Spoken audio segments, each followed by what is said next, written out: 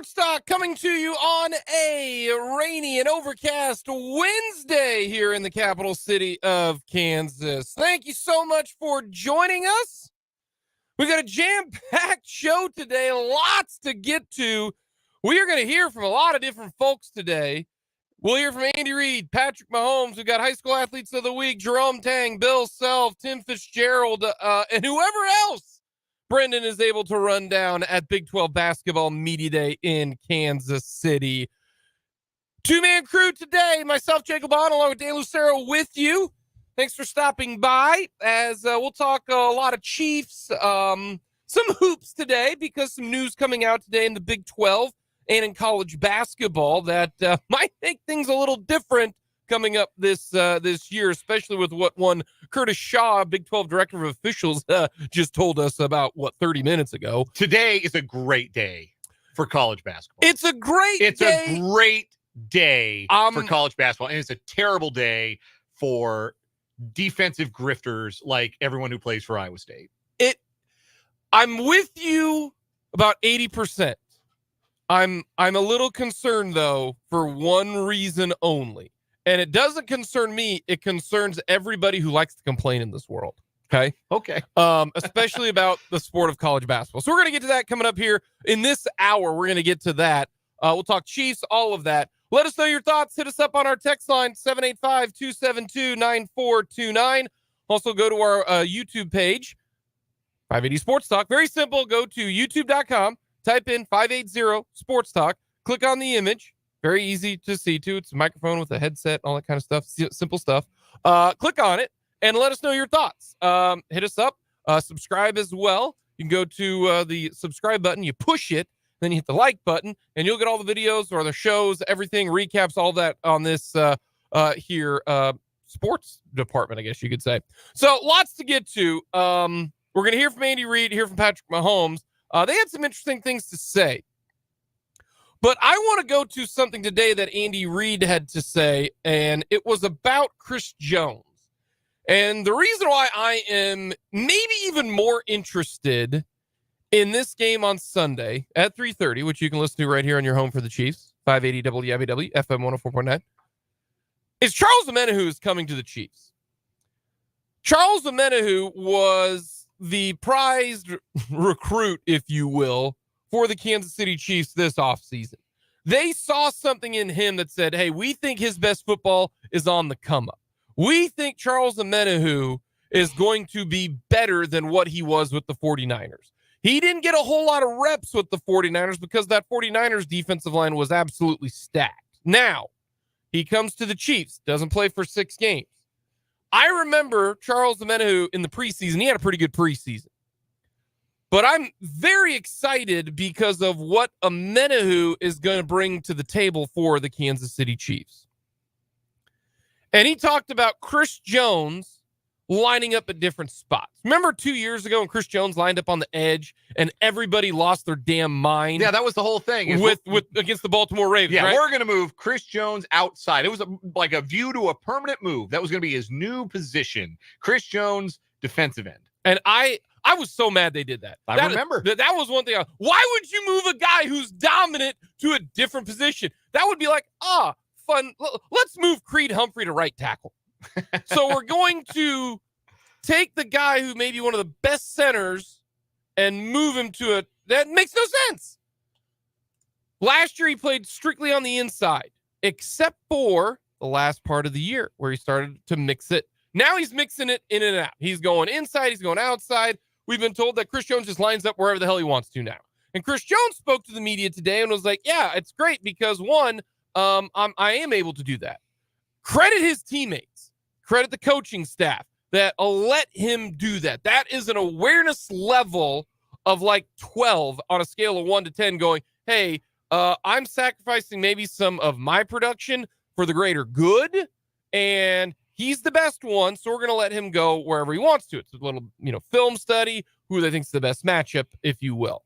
Well, now, on passing downs, I think you're going to see Chris Jones line up on the edge more so now than ever, but inside on run plays and early downs.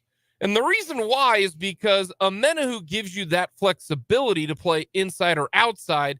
And right now, outside of really one guy, the four best pass rushers for the Kansas City Chiefs really can play anywhere. And that makes it a lot of fun. So Chris Jones right now has 5.5 sacks. How many sacks does Chris Jones has this year lined up at tackle compared to end? And the answer to that was very surprising to me when you revealed it to me earlier today. 4.5 sacks out of his 5.5 are at the edge position. He's gotten a lot better, but mainly picking and choosing his spots. So now this makes it, to me, even more interesting with Charles Amenahu going forward. If you put Jones on the outside, you either got to have a back chip him or he's left one-on-one. Not very often do you have the guard help out the tackle if Jones is lined up as an edge. Now, if you're lined up as in a 3-4 tackle, a little bit different because you still got the outside linebacker potentially rushing. So now Jones might get more one-on-ones with an outside, with a tackle. The one thing that tackles are better at is against speed. They're better at speed because they're a little bit quicker, right? You got to get in your step, maybe a little bit long-armed, that type of thing. What they're not ready for is 330 pounds of pure speed coming at you, which is exactly what Myles Garrett is. That's why Myles Garrett is so damn good, is because he's the size of a defensive tackle, but he's got the speed of Micah Parsons. That's why he might win Defensive Player of the Year this year. That's what Chris Jones is on the edge now that he's gotten a little bit more reps, is he can line up at edge, and you're not going to get any worse at tackle because Charles Amenahu, I think, is going to be a monster. Let's say you do then have an edge chip out or a back or a tight end, help out. That means one less guy out in a route that quick. Also, let's say that you got Charles Amenahu lined up at the tackle spot, Chris Jones lined up at the edge, and you shift over. You say, we're going to have some help for Chris Jones. Then Amenahu is one-on-one with a guard 3-4 yards from the quarterback. That's the hardest part right now. That's the big thing that's happening in the NFL right now. And I really like I know Aaron Donald was it, a couple years ago, but Fletcher Cox was the guy that I remember starting the trend where he just bull rushed everybody right through the center. And that is difficult when you see it in your face. You ask Tom Brady, Brady, what's the one thing you can't stand? Pressure in my face. So now I got one-on-one with Charles Amenahu. Sweet. But that just makes it even better. With the Chiefs have a chance to line up, much like I think the Eagles last year, where they got 4 dudes who can legitimately rush the passer. The Eagles last year had all these sacks, 4 guys with 10 sacks and all of that. If Amenahu didn't miss 6 games, I think the Chiefs very well could have done that this year. And the reason I'm saying that is, look at the sacks right now through 6 games. Chris Jones is 5.5. He's going to get to double figures easy. Mike Dana already has 3.5 sacks. He's projected to finish with 10. All right. He's got 3.5 right now. Amenahu, I think I set the line at over under 5 sacks. I think he's going to get 5 sacks I think so in 11 games. I really, really do. Because Chiefs are going to be up a lot in these games. And I think he's going to get a lot of one-on-ones potentially. And then George Karlaftis right now, who a little bit banged up, has 2.5 sacks. He's on pace for 9 sacks. At the beginning of the year, if you would have said, hey, George, get 9 sacks, I would say that is a win, a huge win, a big-time win. But he might not have the sack numbers maybe that you'd say are elite, but he is playing the run so much better. He is deflecting balls. He is getting pressures. Those are the 4 guys you're going to have on this defensive front now. You can line up Karlaftis at one edge, Jones at one edge, Dan at a tackle, and Amenahu at a tackle on 3rd and 8. That should terrify offensive linemen and opposing quarterbacks. Those are 4 guys who, to me, have 10 sack potential this year. You want to move Jones inside because it's a better situation? Perfect. 3 of the 4 can play anywhere. Karlaftis right now is basically your defensive end. He can't do a whole lot, I would think, on the interior because he's not as big as Dana or Amenahu and obviously Chris Jones. But I look at this and I get excited. I think this makes me so intrigued against a team that loves to throw the football in the Chargers, that doesn't have a tremendous offensive line, and you get these 4 guys ready to go. That's what's intriguing to me. Chris Jones on the edge, mix him in with the front, a lot of twists, a lot of stunts. They're all big enough to handle it. That's why I am very excited with what Andy Reid had to say today, with what Chris Jones does. Same thing with Cullen, the way that they're coached now. And Brendan Daly was the defensive line coach during the first Super Bowl. Then they switched it up. Now it's Joe Cullen. Daly's now coaching linebackers. That's been a tremendous change for the Kansas City Chiefs. And what we once was worried about, the pass rush with Omenihu, now Karlaftis playing better, Dana playing better, Chris Jones playing still at a very, very high level. I am so excited to see what Omenihu and this defense now brings to the table, that they're 100%. How much is he going to play? You know, he doesn't have the wear and tear of the football season. You could saw Chris Jones took him a little bit to get to that. And that was the one reason why we're like, well, if he's not going to be back for game 1, he's not going to be full strength. He still was able to make an impact because he's a sack and a half in game 2. Yeah. Because he's a monster, right? Yeah. He's different. He is a different type of player. I don't think Omenihu's on the level of Chris Jones, but I do think his stock is rising. And because of, you could put Omenihu and Jones on the same side. What are you going to, you're going to have to chip with somebody. And that means one guy is not out and route quickly, a little bit delayed, and that still might not be there. And these 4 pass rushers, plus Felix Enudike-Uzomah, he didn't get as many snaps in the game last week against the Broncos, mainly because, and Andy Reid said that today, because, you know, why didn't he get as many snaps? Well, they decided to play less down linemen. They decided to play 3 down linemen a few times and bring in Chanel and that type of thing, play Tranquil a little bit more. So you got 5 pass rushers. This is where, and Jeff Schwartz, former Chiefs offensive lineman, who I like following experts and guys who have been in it a little bit on the social media worlds, to because they know a little bit more about it than I do on the offensive line.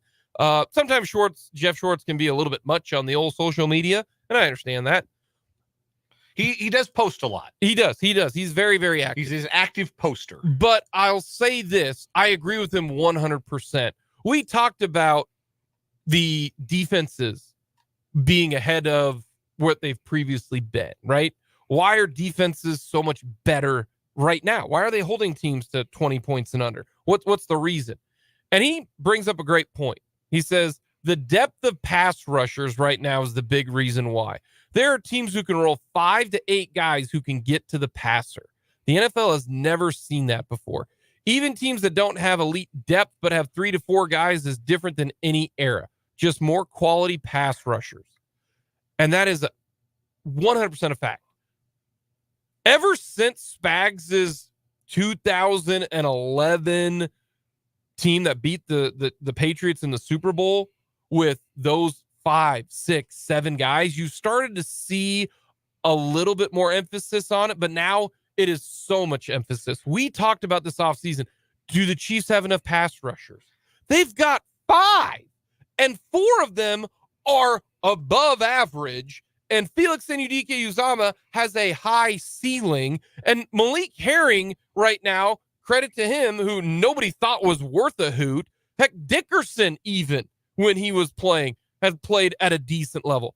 But the Chiefs have 5 legit pass rushers. 5 years ago, they had 2.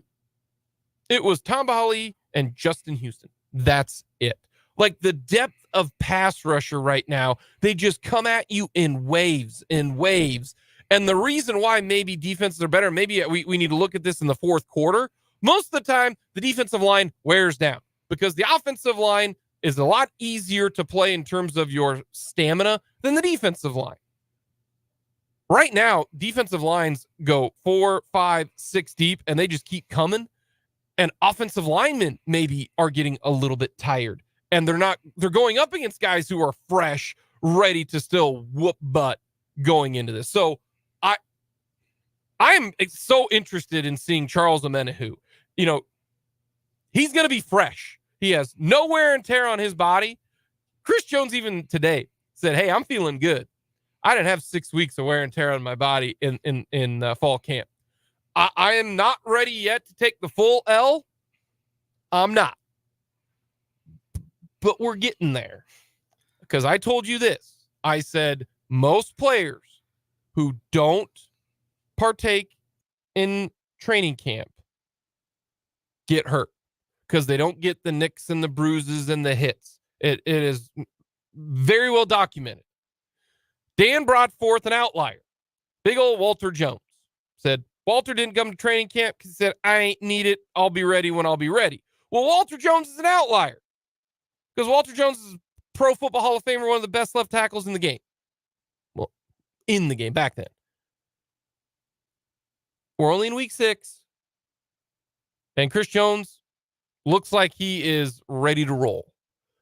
Still only week 6, but Chris Jones might be in that outlier factor, whereas maybe it's perfectly fine that he doesn't need training camp. He's going to be Chris Jones regardless.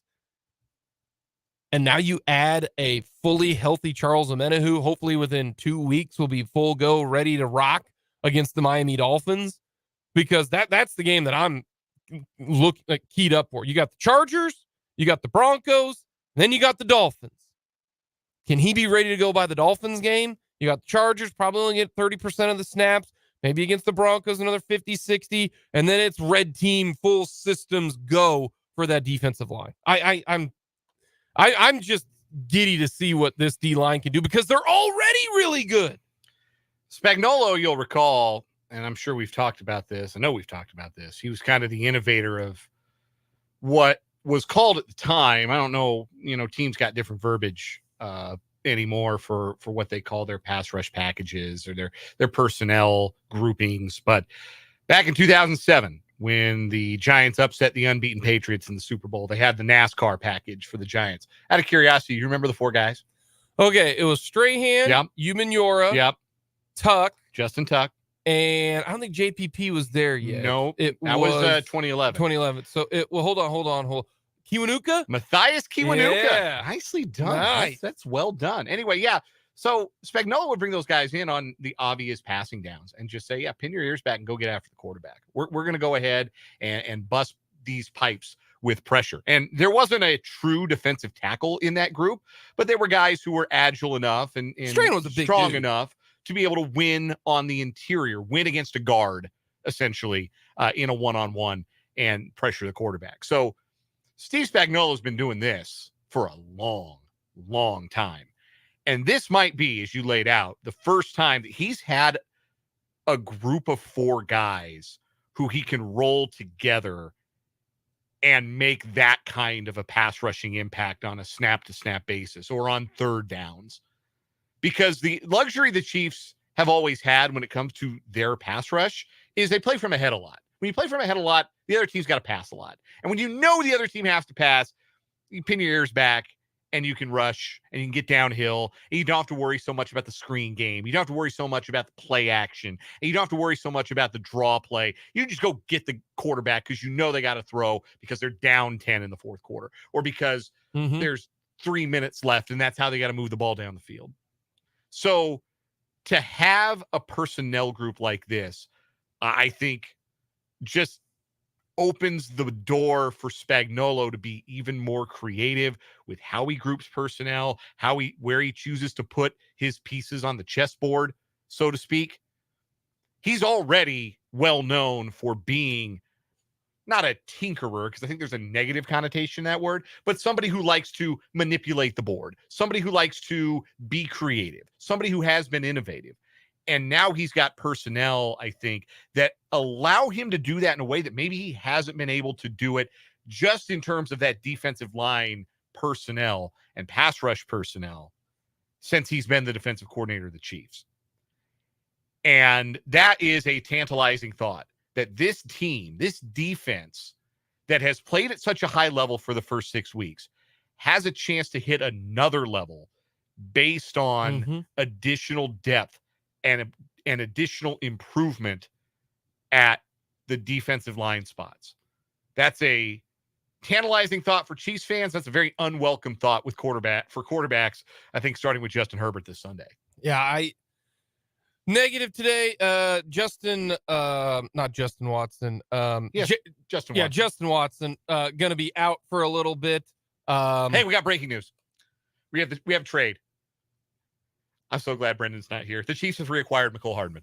Oh my goodness. Adam Schefter has just tweeted the Jets have informed Mecole Hardman that he is being sent back to Kansas City. Is this a indictment on the current Chiefs wide receivers? I don't see how you don't read it as such.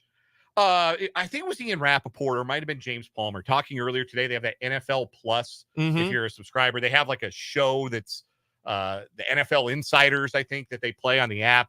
And they were talking about, and we've talked about it, who does Mahomes trust at wide receiver? And maybe that some of the issues with the passing game to this point have been about a lack of trust, have been about Mahomes not quite feeling like he can pull the trigger and let it rip if it's Sky Moore on the route, or if it's Tony on the route, or if it's MVS on the route. Just maybe doesn't trust, because you know who he can trust. It's obvious who he trusts. He trusts Kelsey. He trusts Watson. I think to an extent he's starting to trust Rashee Rice. But even though Mecole Hardman never put up great numbers or anything, and maybe has a bit of an inflated sense of the player he is, which that makes him have something in common with like 95% of wide receivers, I still think Mahomes kind of trusts him. And if he's in the trust tree, the Chiefs need another guy in the trust tree. And why not Mecole Hardman, especially if all it's going to cost you is 10 spots in the draft? That is wild, though. I truthfully did not think they would do that.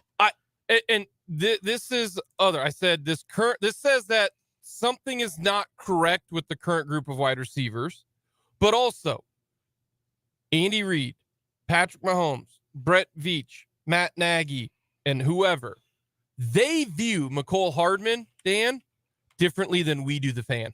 Of course. They do. Because what does Mecole Hardman do better than what Sky Moore does? Anything? What has Sky Moore done this year? Kadarius Toney, to me, Kadarius Toney and Sky Moore are the same player.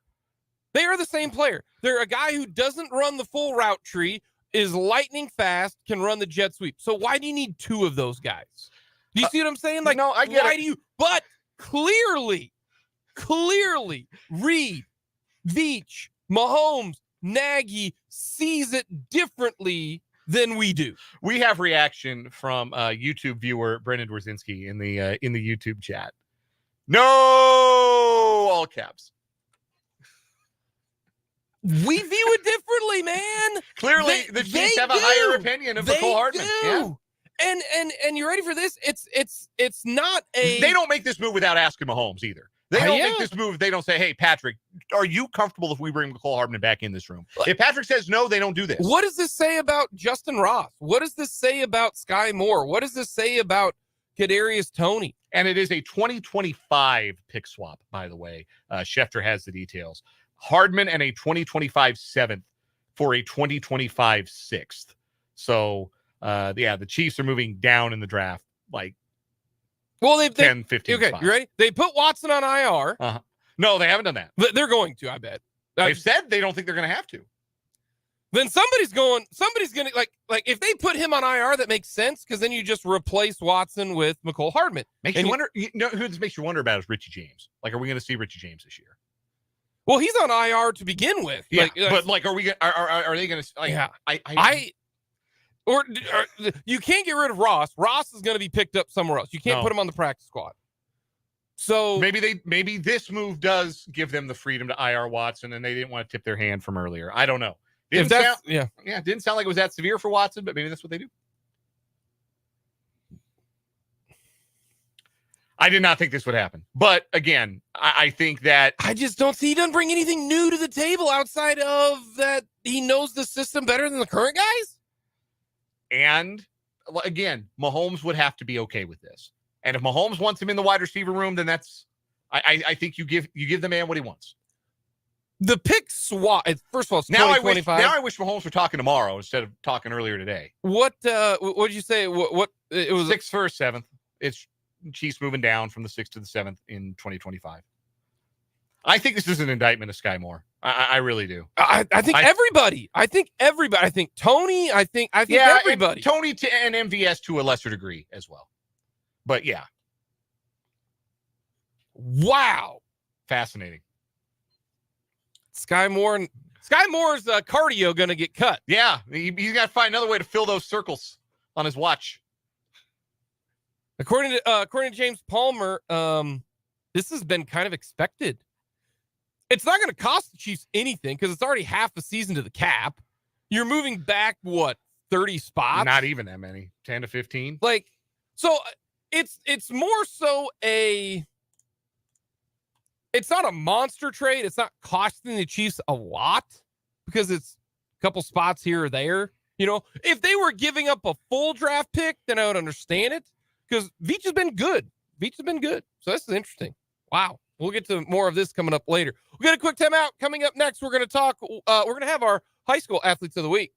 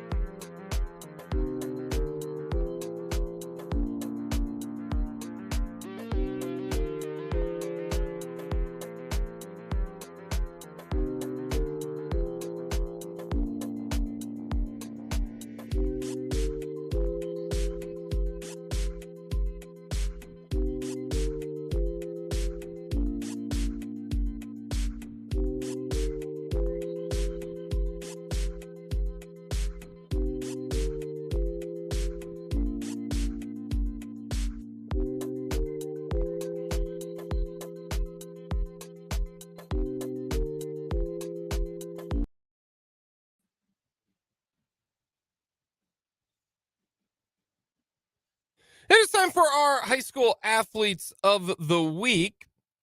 We got some state champs. Brendan Dorzinski had a chance to talk with the state champion. How about back-to-back 4A state doubles champs? Lauren Sandstrom, the senior. Emily Sheets, the junior from the Hayden girls tennis team. Back-to-back 4A state doubles champs. Pretty impressive. Here is that conversation. Our Lewis Toyota High School Athletes of the Week for the second time in as many years this week of the year. In fact, they are our Athletes of the Week. Lauren Sandstrom and Emily Sheets, the 4A state girls doubles champions in tennis in the state of Kansas this year. Their third consecutive year with a state medal and their second consecutive state championship. Guys, thank you so much for joining me today. Really appreciate the time. Congratulations on the second straight state title. And the first thing I've got for you, and Lauren, we'll start with you as the senior in the duo. How does it feel to be a state champion for the second year in a row? I mean, it feels good. I think that I think that we're still on our high a little bit, feeling good about our win. And I mean, yeah, it's great to win back to back. Emily, how about you? What's this feeling been like? Is there a way to even compare it, how it feels this year compared to how it felt last year? I think this year it feels a little more special just because Lauren's a senior and just going back to back, everyone starts to notice kind of that we were supposed to be the one seed and we really this. But I think it's more special this year because it was our last year. What was it like after winning it last year, you were the Hunters last year. It was a 7th place finish 2 years back in 2021. Then you guys were on the hunt. You get that state title a year ago. What was it like this year? And Lauren, we'll start with you again. What was it like to be in a different position, to be defending that title as opposed to just chasing it? Did that change at all your perspective on how you guys played this season? I think that there was a lot more pressure on us going into the state tournament, knowing that, we did win last year, so we got to go out and do it again. And in my senior year, we wanted to go out with a bang. But yeah, I think it just put more pressure on us going into the tournament than it did last year. Emily, did you feel that pressure as well, especially when you guys got to the state tournament and you got to the moment where, hey, it's do or die at this point? Did you feel a little bit of that pressure as well? Yeah, I just felt like since I'm the junior and Lauren's the senior, I really wanted to just push through for her and make it a season to remember. I felt like the pressure my sophomore year and her junior year, we didn't really feel any because, coming off of a 7th place, there wasn't as much pressure as there is going back to back. We're joined by our Lewis Toyota High School Athletes of the Week, Lauren Sandstrom and Emily Sheets, the 4A girls doubles tennis state champions in 2023 in the state of Kansas from Hayden Wildcats Tennis. And Emily, to follow up on that point, because you've mentioned wanting to send your partner out on a high note as Lauren goes into her college career beyond this. What was it like this year? Was that something that really stuck with you throughout the year, that I want to make sure that we get to this point for her and for us? Or is that something that more kind of settled in when you got to the final stages of the season? Well, I was thinking about it all, that I really wanted her, just going a lot of energy and just finishing strong for her, because I know that she's worked really hard and we both have. So I think it was just all throughout the season. And for you, Lauren, knowing that maybe this is the final time you play competitive tennis, at least at this kind of level, with potentially post-secondary education, college athletics coming up beyond this, possibly in some other areas, what was this year like for you to know that this would possibly be your true final ride as a tennis player? What was sort of going through your mind throughout the year, knowing that that was a possibility? All this definitely been in the back of my mind, this is the last ride, almost over. But all year is just kind of I want to have fun. I want to go out with a bang. And yeah, we made it. It was really fun. What have you guys noticed about each other and your growth as a team over these couple of years? Because 3 years together, from sophomore and freshman to now senior and junior, you guys have played a lot of tennis together. You've spent a lot of time together practicing, competing, I'm sure off the court plenty as well. What have you really learned about each other? And Emily, we'll start with you for this one. How have you noticed your partner and your team grow over these 3 years?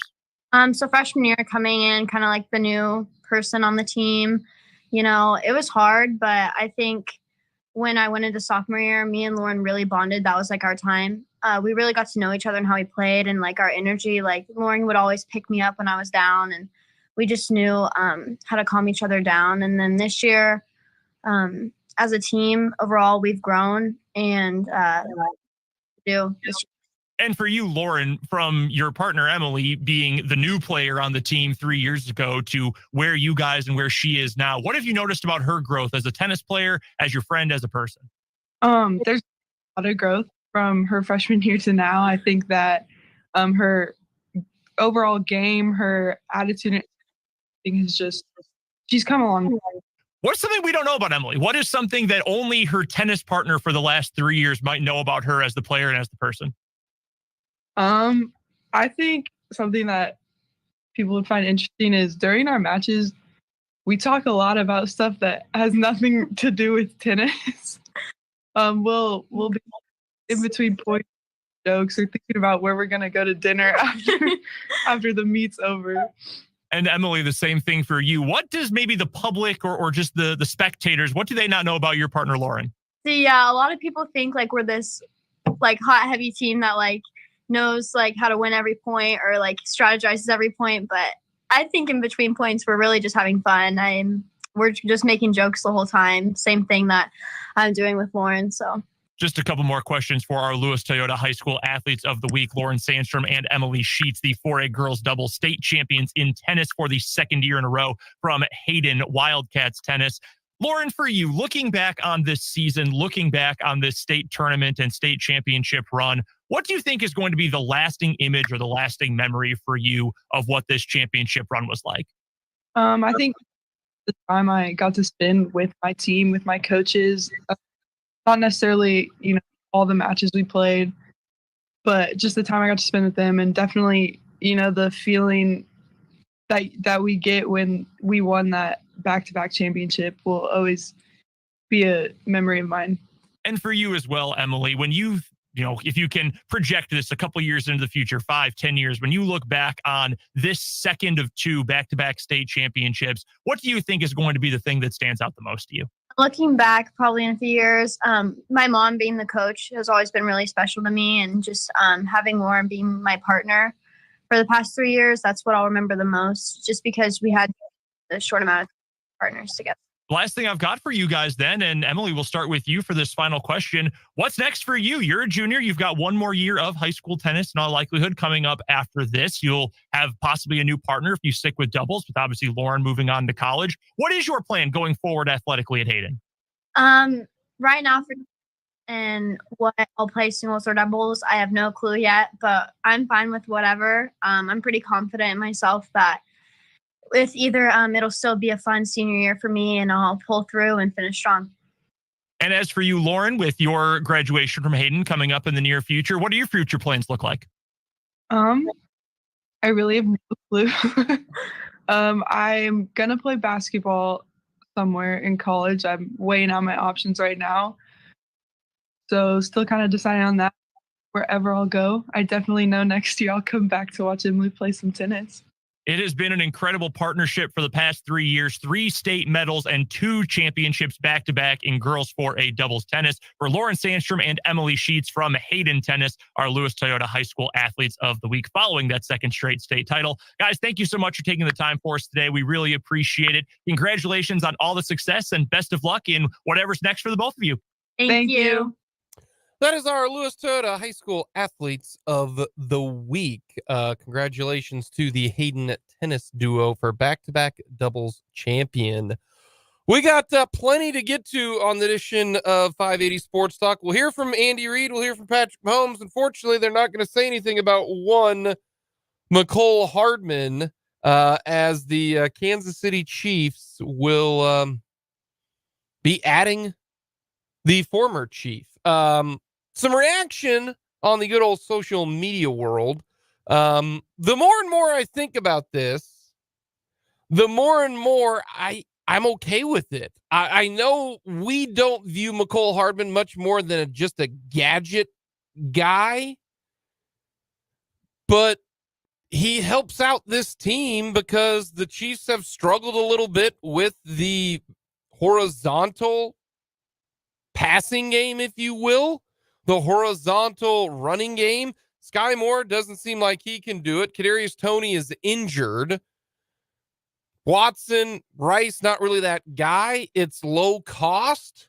Now, the only question I have when it comes to this move is what's going to happen with the 53.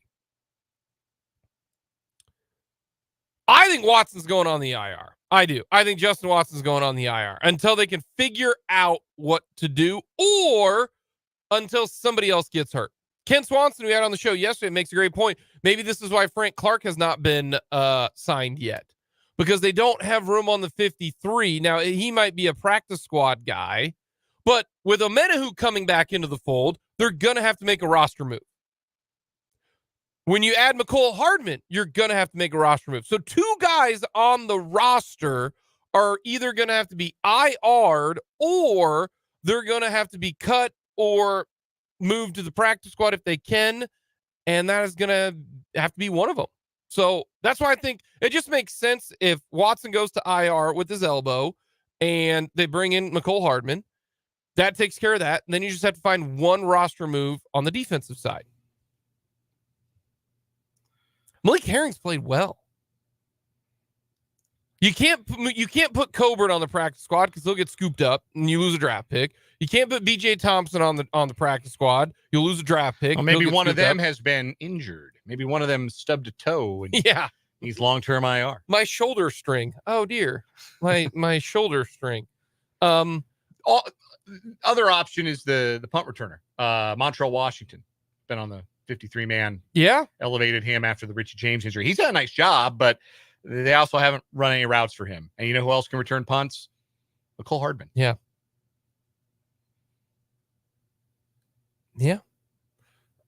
This is from Nick Corti. This trade could cost the Chiefs more than a draft swap in 25. Kansas City should also lose a 5th round 2024 comp pick for the departure of Juju, since McColl was signed as a compensatory free agent by the Jets that offseason. So instead of, a 5th round draft pick for compensatory, they could get a 6th round draft pick when it comes to the compensatory side of things. We'll get a quick timeout. We'll get plenty more. We'll hear from Mahomes. We've got lots more to get to. It is Big 12 Basketball Media Day. We will get to some of that. In fact, we are going to talk about the biggest news coming out of Kansas City today, coming up next here on 580 Sports Talk.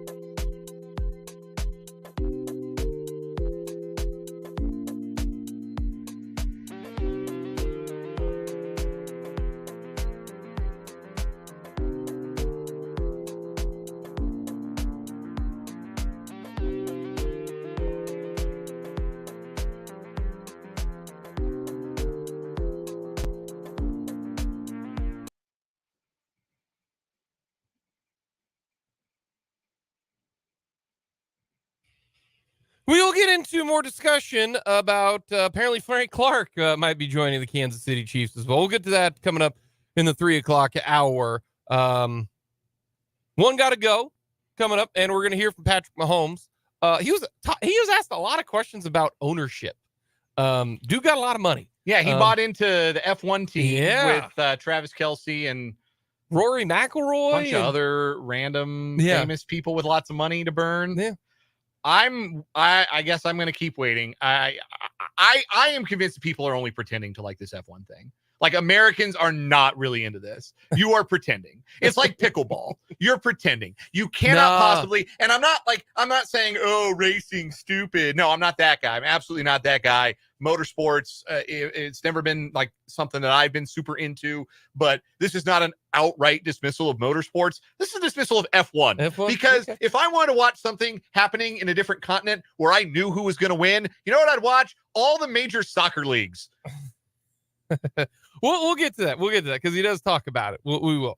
We'll hear from Mahomes. We'll get to plenty of that. But I want to address something today that was mentioned at Big 12 Basketball Media Day. Big 12 Coordinator of Officials Curtis Shaw said this: "It's almost impossible to take a legal charge anymore." He is saying that there are going to be big changes to the way refs call the block charge this year. Now, there were too many charges called last year. College players do not play that good a defense. They don't. Okay. I would say in most cases, it was 50-50 if it was a block or a charge. Not even that. Not even that, according to Curtis Shaw. Like, I'm telling you, it was probably maybe more charges than blocks. Like, they called a lot of charges last year, okay? And too many of them. Because I'm under the impression that you're not that good. You're not getting back on defense. You're not in the legal defending position. You're not. If you can't stop the train from getting on the tracks, you need to get out of the way when that train comes through. See, I'm not saying that. Like, if I'm saying that. I know you are. I'm saying if you're sit there and the guy takes 4 steps and bowls over you, that's a charge. You were there. You had a right to that spot. Sure. You do. Yeah. Okay. That didn't happen as much as it did. Okay. No, you have a lot of the slide under. Yes. Which is not just a cowardly play. It's also a dangerous play, especially as much amplitude as guys get off the floor anymore. This is my concern. I am all for this. But they're going maybe too far. Can we get a happy medium, folks? Because here's what's going to happen. They're going to be it's going to be 90-10 block to charge, which means what? Ton of fouls, which means what? A lot of free throws, which means what? Longer games. What are people already complaining about right now? Longer games. Okay. Free throws cause longer games. What do people complain and cry about all the time? What do he shot 45 free throws. That is too much. Living at the line, right? That's what's going to happen. I don't disagree with that, and that may happen early on, but eventually you're going to have to adjust and realize that fall down, go boom is not real defense, Iowa State, that you're going to have to stay on your feet. You're going to have to keep from throwing yourself back onto your back like you're at OVW training to join the WWE and play some real defense with your feet. I think they're going to try that. But the way that I'm looking at it and read that, even if you tried playing with your feet, it's going to be called a block, which means more free throws. So I'm going to tell you this right now. If this occurs, I'm still waiting on if it will occur. If it occurs right now, people need to understand there's going to be 40 free throws shot in a lot of games this year, because this also tells me this. If I am a team, take the ball to the hoop. Take the ball to the hoop, go strong with it, because more likely than not, you ain't getting called a charge. You're going to go to the free throw line. So be aggressive. Go to the hoop. Draw the foul. Fouls are going to be even at a more important premium in the first half. Take the ball right to the hoop. Now, maybe maybe teams will go straight up and they won't call it, all that kind of stuff. I have no idea. But if it's impossible to take a legal charge anymore, so many more free throws are going to be shot. So I want people to know that this is going to be happening. If it's the pendulum swung in favor of the charge last year, it is now an overcorrection potentially. I'm saying potentially of now we tried to, address it. It's the old adage where, coach fires, this always happens, right? The NFL, like the Giants, for example, they fired Joe Judge, terrible defensive coach, special teams. We're going to go the complete opposite direction. We hired a full-blown offensive guy. You always overcorrect, right?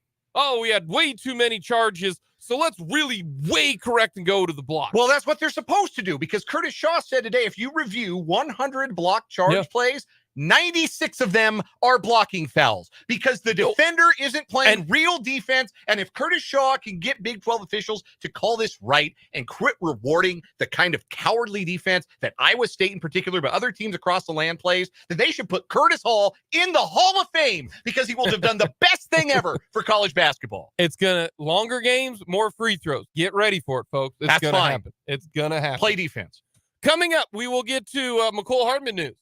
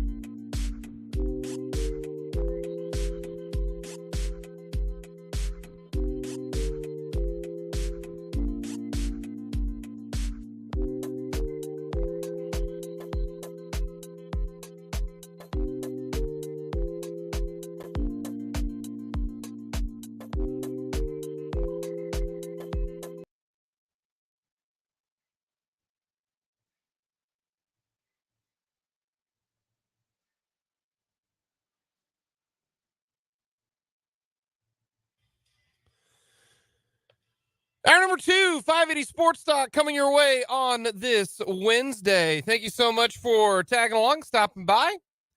Jake Vaughn, Dan Lucero with you. Brendan Dworzinski in Kansas City, Missouri. At the Sprint. Nope. Jar. Nope. We do need to have a jar. At the T-Mobile Center for Big 12 Basketball Media Day. We had the margarita glass.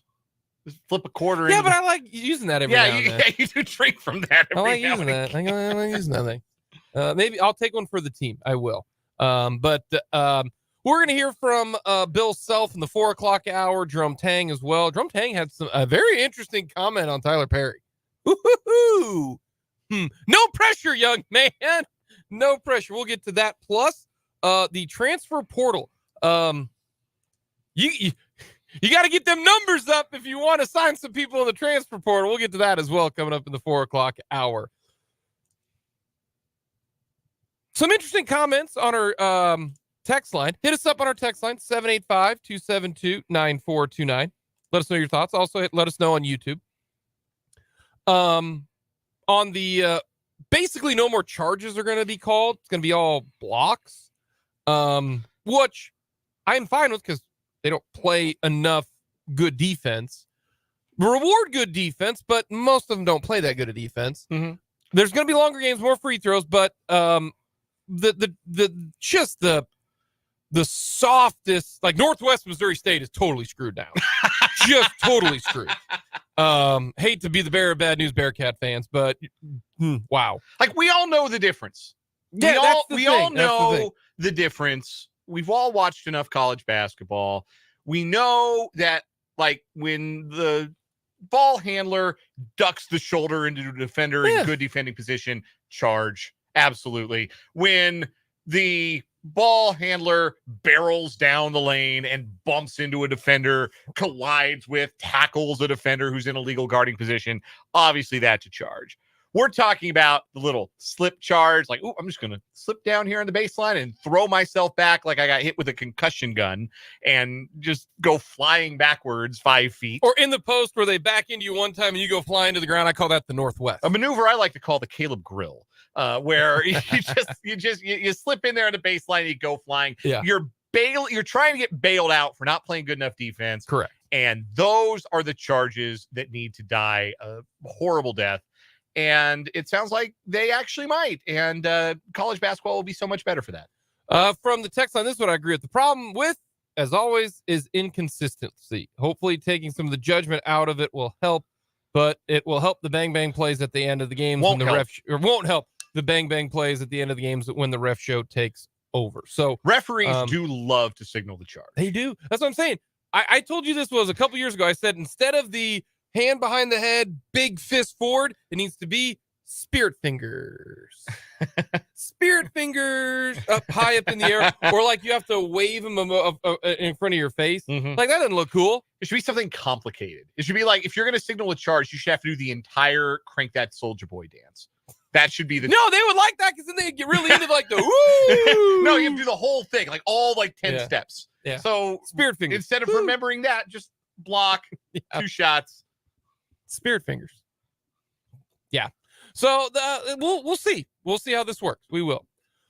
The big news just occurring is McCole Hardman heading to the Kansas City Chiefs for a swap of picks in 2025.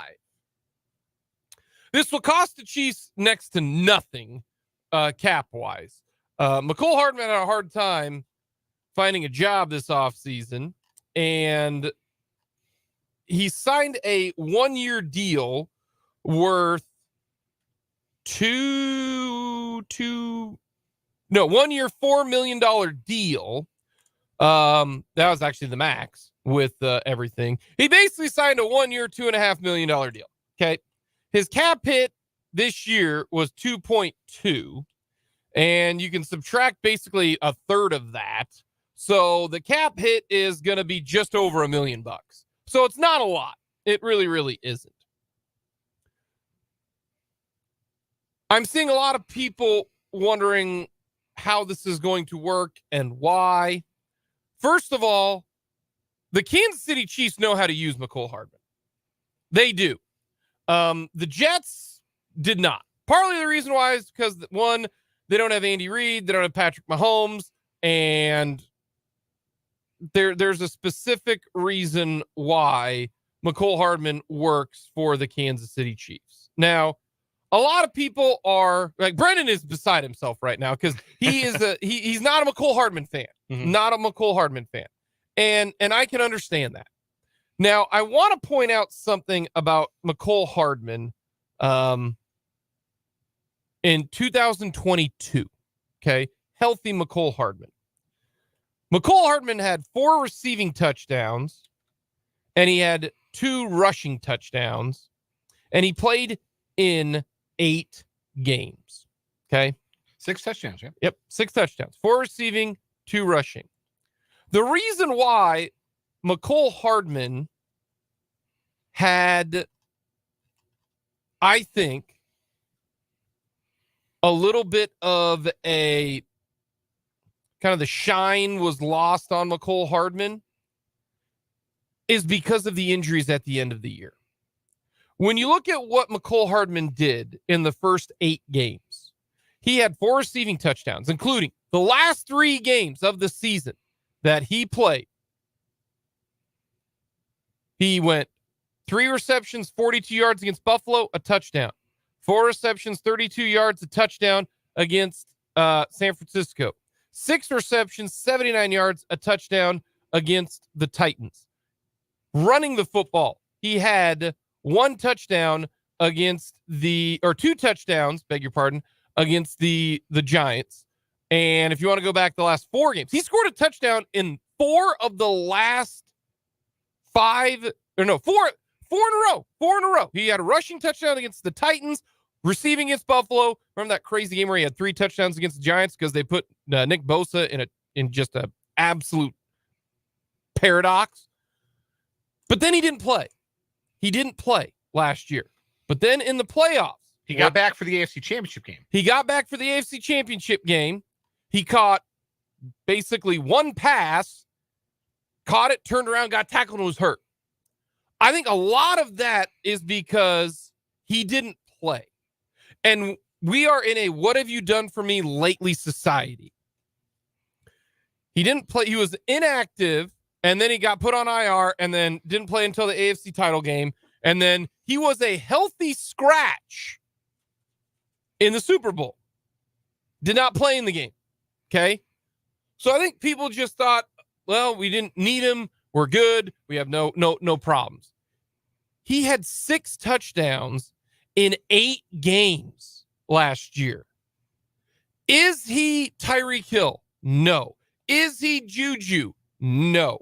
Is he, somebody who you go as, wow, that guy does all the routes. He's not even a Mooney or somebody like that. He's more of a specific skill set guy where it is 1 cut, go, jet sweep, short stuff, wide receiver screen, and the occasional go down the field and catch a pass, deep ball, but not as much anymore. And which elements of the Chiefs offense we've come to know and expect to be part and parcel of what the Chiefs run, especially in the red zone, have we not seen them be able to execute so far this year? The pop passes, the jet sweeps, the wide receiver screens, the tunnel screens, the bubble screens, the things like that. Those plays have not worked with their current personnel. It doesn't matter who they've tried to throw them to. If they've tried to do it to Sky Moore, we said last year, that's not Sky Moore's role. Tried Sky Moore on jet sweeps. Those plays don't work. He's not a jet sweep guy. Kadarius Toney seems like he should be a jet sweep guy. Seems like he should be a pop pass guy. He has not been this year. And again, this guy's coming off of a knee injury that cost him all of camp. He may not be 100%. I'm doubting that he is. I mean, he's in that well enough to play, but not well enough to be the best version of himself. That is a kind of a gray area, and it's tough to have a player out there who's like that, where they're healthy enough they can go, but they're a diminished version of themselves when they're out there. But back to my point, those are plays especially in the red zone. And what did we spend this early portion of the week talking about? Why can't the Chiefs get it done in the red zone? You know who was helping them get it done in the red zone last year? McCole Hardman, because those touchdowns were red zone plays. He is somebody who can help this team in the red zone. You don't have to put in brand new stuff for him. You have to run the stuff that was already in the playbook that was maybe collecting dust because you didn't have a guy to run it as well as McCole Hardman has run it. He played in 8 games last year, started 5. If he's healthy for all 16 games, like he had been previously, played in 16 games, 17 games, right? Double his production. 600 yards receiving, 8 touchdowns. Let's say he doesn't play a game or 2. 500 yards receiving, 6 touchdowns, 3 rushing touchdowns. That is a helpful player. I understand a part of it is too because of the very, very first thing when McCole Hardman got drafted was Tyreek Hill replacement. He was drafted at the time because the Chiefs had no idea what was going to happen with Tyreek Hill. Tyreek Hill's a unicorn. He's a cheetah, okay? And we do this a lot. And it's not just a McCole Hardman thing. This is just an everybody thing. Correct. We can narrow down on what a player isn't. When the ceiling is something and they don't get to that ceiling, then that's all you focus on is, well, they're not this. They're not that. They're not this kind of player. They don't make this kind of impact. And I think that's the discussion around McCole Hardman.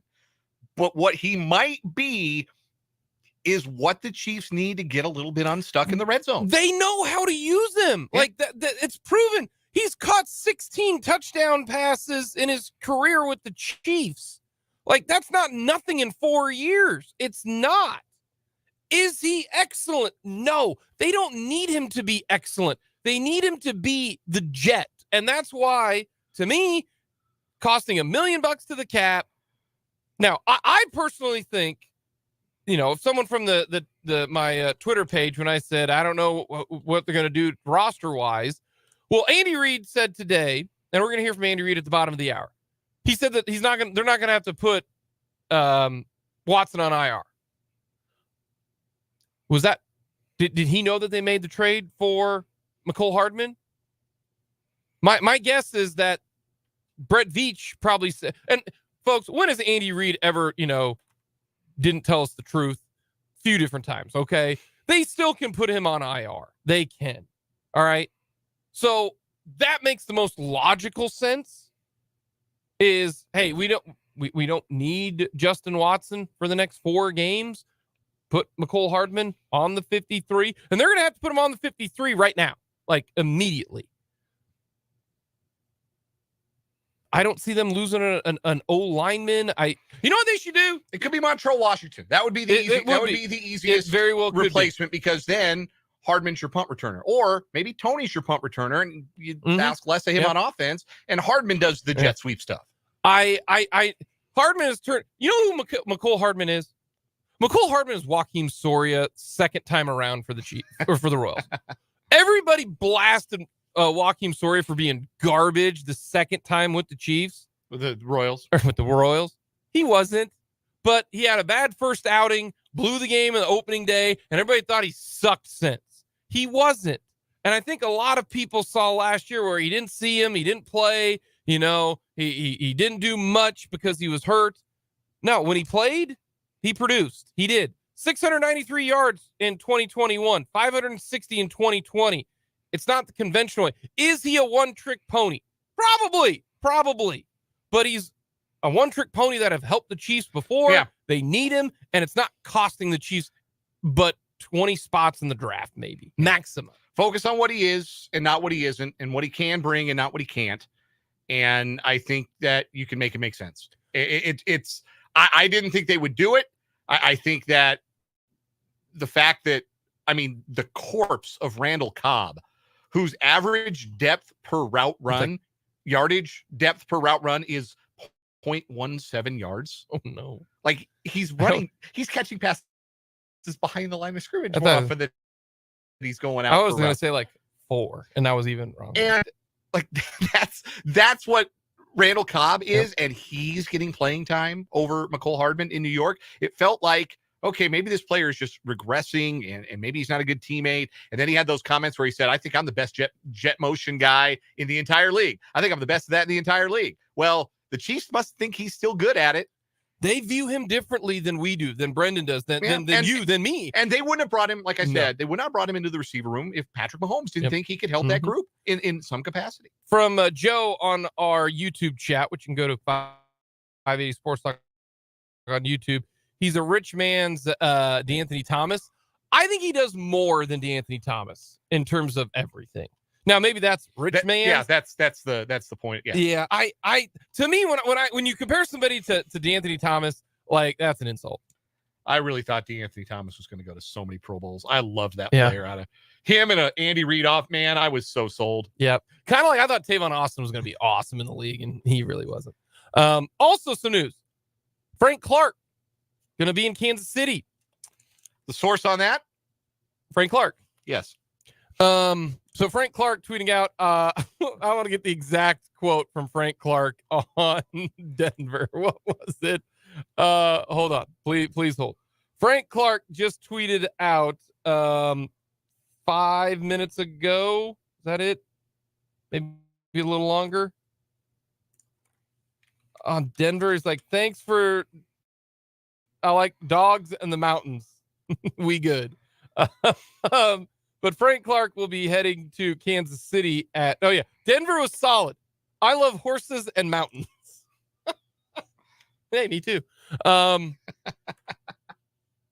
don't think he'll be on the active roster. I think he's going to be a practice squad guy.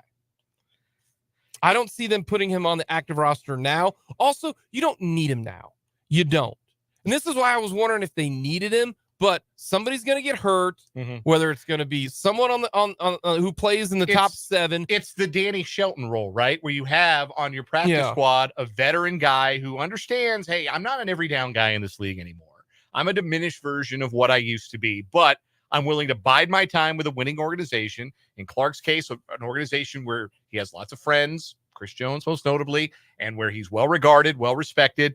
I'm willing to bide my time, cool my heels, work hard on the practice squad. When my number's called, they know what I can bring. Hey, ready? Frank Clark, I want you to show up in January.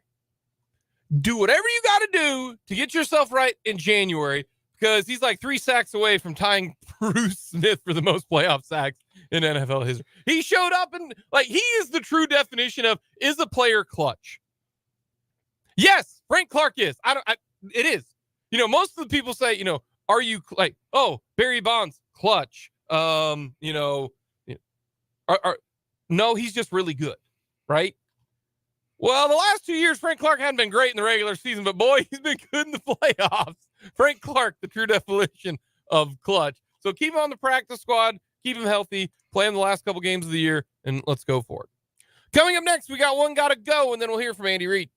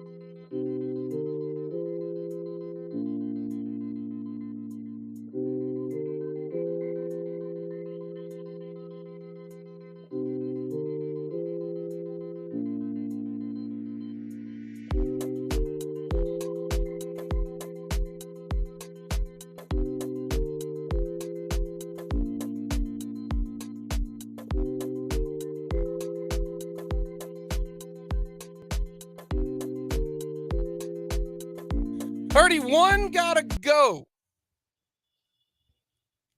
Chiefs wide receivers. Sky Moore, Justin Watson, Justin Ross. I'm just going to do those three because everyone else is safe. So one got to go between those three guys. Well, Watson's not going anywhere because Patrick Mahomes trusts him the most. Okay. Like he is, if it were ranked on trust and not on snap count or depth chart, Justin Watson's WR1, man. He really is. He's also the best deep threat on the team. His yards per catch less. It's over 20 yards a catch last 2 years. He's best deep threat on the team too. So it's between Moore and Ross. And I know we're all down on Sky Moore right now, but he's a second-round pick in his second season. I think there's something there. I don't feel like maybe they found yet the right role for him. Let me include one, actually, because you mentioned Richie James. Okay, I go James got to go because he's a veteran and he's been on the team for half a game. And I would rather keep the younger guys with some upside, which I still think Moore might possess. And I certainly believe that Justin Ross, with his size, possesses. Richie James is really the guy who's redundant. I thought he could help the Chiefs this year. I'm wondering if he had been healthy, if maybe he'd be a difference maker at this point, if he would have gotten in good, because he had a nice little preseason. He had a touchdown in the preseason. I think they're not going to cut Sky Moore. And the reason why is he's still got 2 years under contract that are cheap after this year. Whereas, Watson has just 1 year next year and he could be easily cut. There's no dead cap money for Justin Watson next year. None. Like you don't have to have him. Like they're not going to cut Ross. I don't think so. Cause I think to me, there's more upside to Justin Ross than Sky Moore. So if you're going to cut somebody, you cut Sky Moore. They're not going to, but if I were ranking them, like Richie James signed a 1 year deal. So they can cut Richie James. It's more so for the upcoming years as well. Why I think Moore is like this for Sky Moore's third year, he might be gone. They might just say, if this is what he was doing in year 3, yeah, for sure. Yeah. All right, for my one got to go. I'm going with the top 4 ranked teams in the preseason AP top 25 men's college basketball poll. Kansas, Duke, Purdue, Michigan State as legitimate national title contenders. One of them got to go. Well, it ain't KU. Duke's got some dudes, but they're going to be super young. Michigan State, who's got to go? Purdue. They get guard play. All those guys who were not very good last year are all back. They're a year older, if that helps. So a year older of maybe not being very good. I'll go. They got to prove it to me, man. Matt Painter's got to prove it to me. But Matt Painter and Sean Miller are the two best coaches who've never been to a Final Four right now. So I'll take Purdue. Okay. Michigan State's got some dudes, especially last year. They played a lot better. Duke's and KU. So one got to go Purdue. Yeah, I mean, Izzo at least gets some benefit of the doubt for his past March performance, where Purdue does not. But Purdue's also got the reigning national player of the year. Michigan State, they don't have that. Like Michigan State's got a bunch of guys I think are really good. So you go Michigan State? I don't know that. No, I'm going with Purdue. You're going with Purdue, okay. But the argument to keep Purdue is they've got Edey, who's unique because he's 7'4" and he's the reigning national player of the year, and that counts for something. And Michigan State, to me, like they've got a bunch of good players. But I don't know who their star is. Like they got good guards. Tyson Walker, of course, is back. AJ Hoggard, Jaden Aiken's a nice player. Matty Sissoko's good in the post. I just don't know. Like, I don't know who their star is. I don't know who's gonna carry them through March.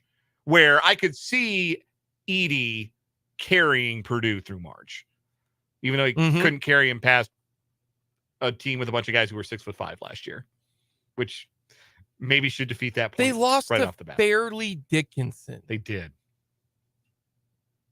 Not like Goodly Dickinson, Fairleigh Dickinson. That made me so happy. I have a buddy of mine who's a Purdue good friend.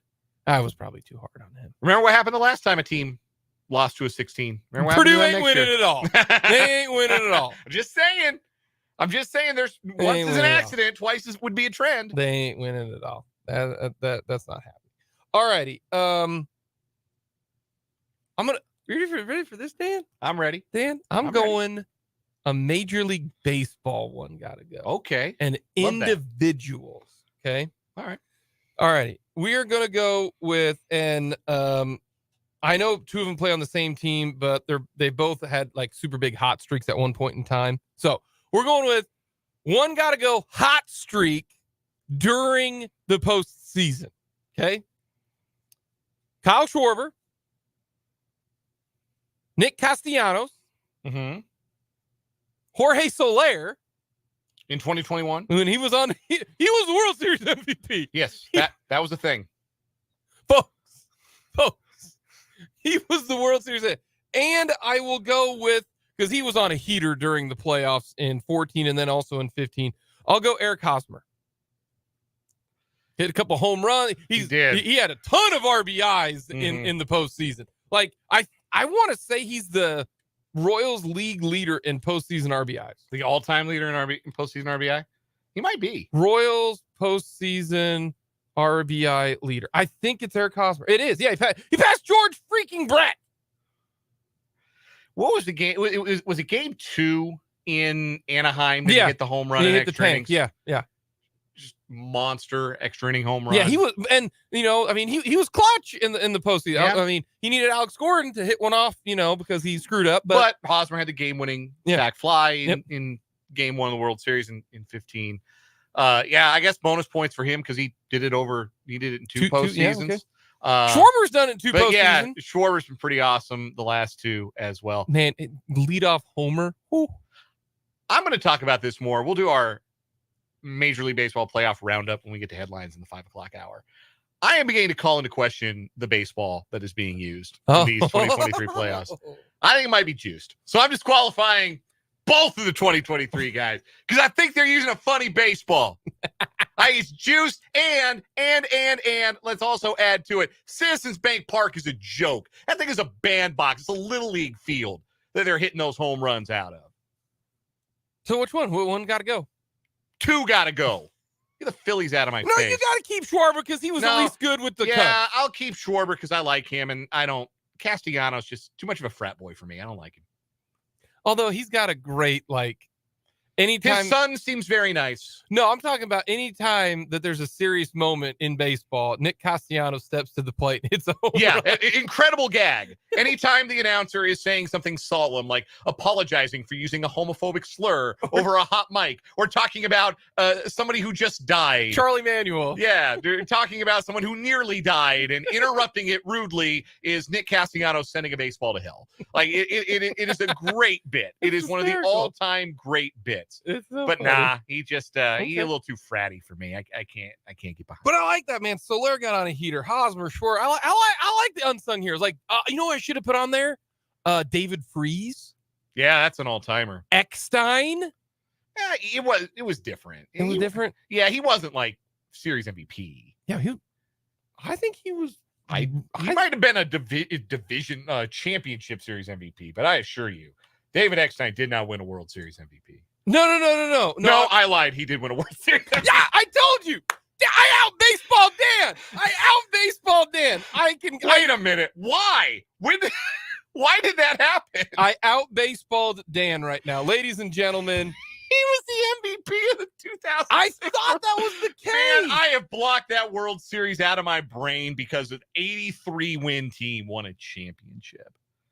He hit 364 in the 5 games of the World Series. Yeah, he was awesome. Yeah. He did win the World But like Series those are MVP. two more Oh that my I'm thinking gosh. of. David Eckstein, David Freese. That's so bad. I should have known that. That's really bad. Who else? I wasn't thinking about You should 06. be proud of me right now. I am. I'm very impressed. I was only thinking about 02. I was thinking about the other one that he won when he was with Anaheim. Yeah. I know he wasn't World Series MVP that year. That was Troy Gloss. How Bet about you didn't that? know that. I Got didn't- you back. I didn't One know for it Dan. I Yeah. Well, I expect that, Dan. Come on. It's like water's wet. Coming up next, we're going to hear from Andy Reid.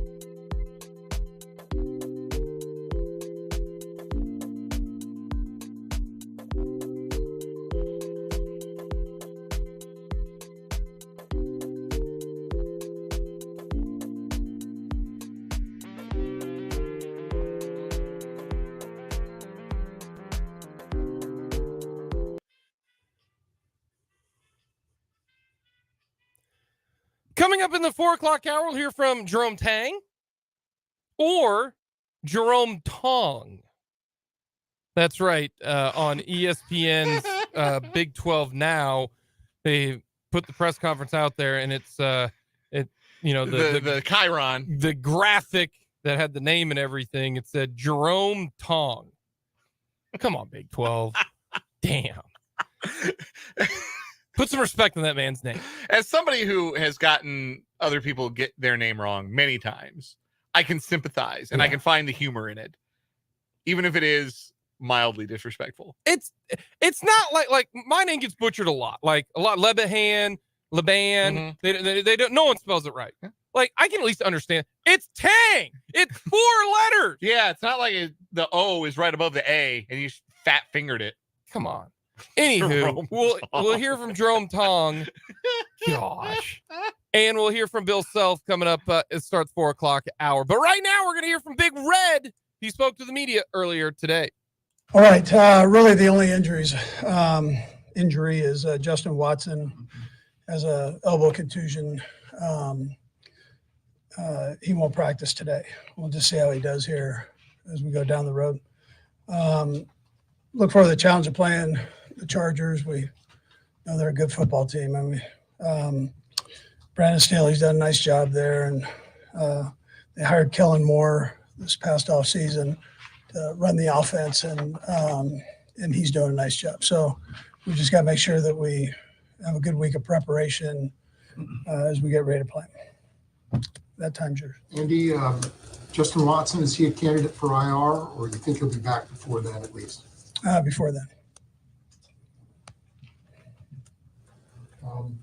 Felix's snaps were down against Denver.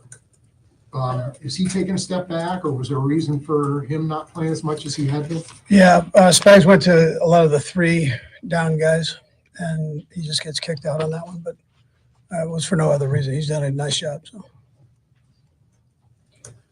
Andy, I know division games, everybody knows everybody, right?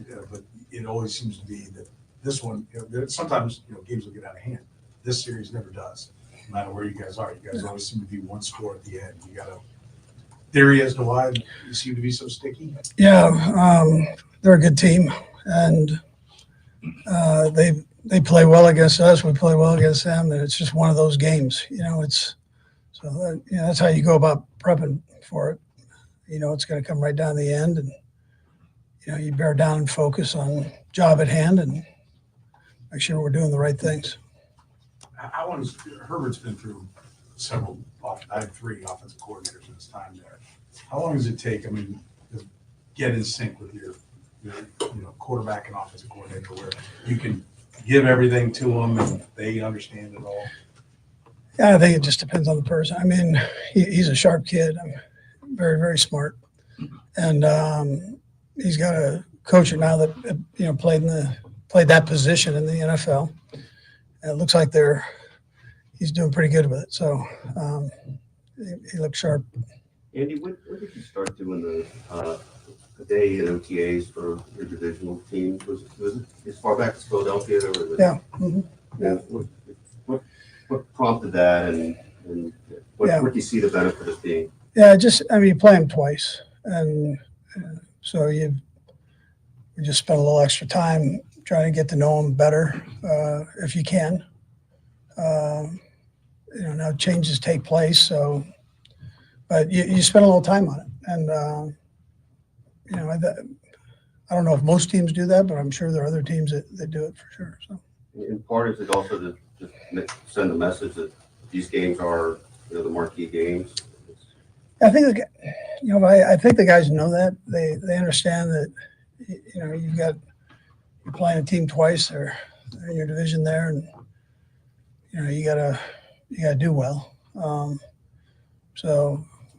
But I think taking the time for the coaches and players when it's not quite so chaotic as during the season to spend some time on it, I think helps. On Monday, we talked about how defenses are adapting as we go. So it's ever changing. How have you seen Pat, maybe in recent seasons, be more comfortable taking some of that underneath methodical stuff? I think that's it. I mean, that's really he's more patient with the underneath game, check downs, but yet still is staying aggressive. There's a fine balance there. So, but he's gotten better at that for sure. A couple of years ago, there was a discussion about Chris Jones and the effort to play him more in the defensive end role. And that season, he was hurt a lot, so maybe it didn't work out the way both he and the team planned. This year, obviously he moves around the way he does, but a lot of his production, pass-wise, is coming on the end. What's it just say about him? I mean, is he truly a hybrid? I mean, in sorts, is he a tackle and end? What do you kind of view him as? Yeah, well, somebody that as good as he is, that good, you got to move him around a little bit because he's not a mark man, but I mean, they know they've got to slow him down. So the best you can move him around, that helps him. Now, he's a good enough athlete where he can do that, has a good enough feel for things where you can do that with him. Not everybody can do that, but he gives you that flexibility. And so that's what Spags and Joe do. They give him opportunities outside and inside and mix it up a little bit. Seems like he has a bit of extra fury this year, coming off the contract and the whole debacle.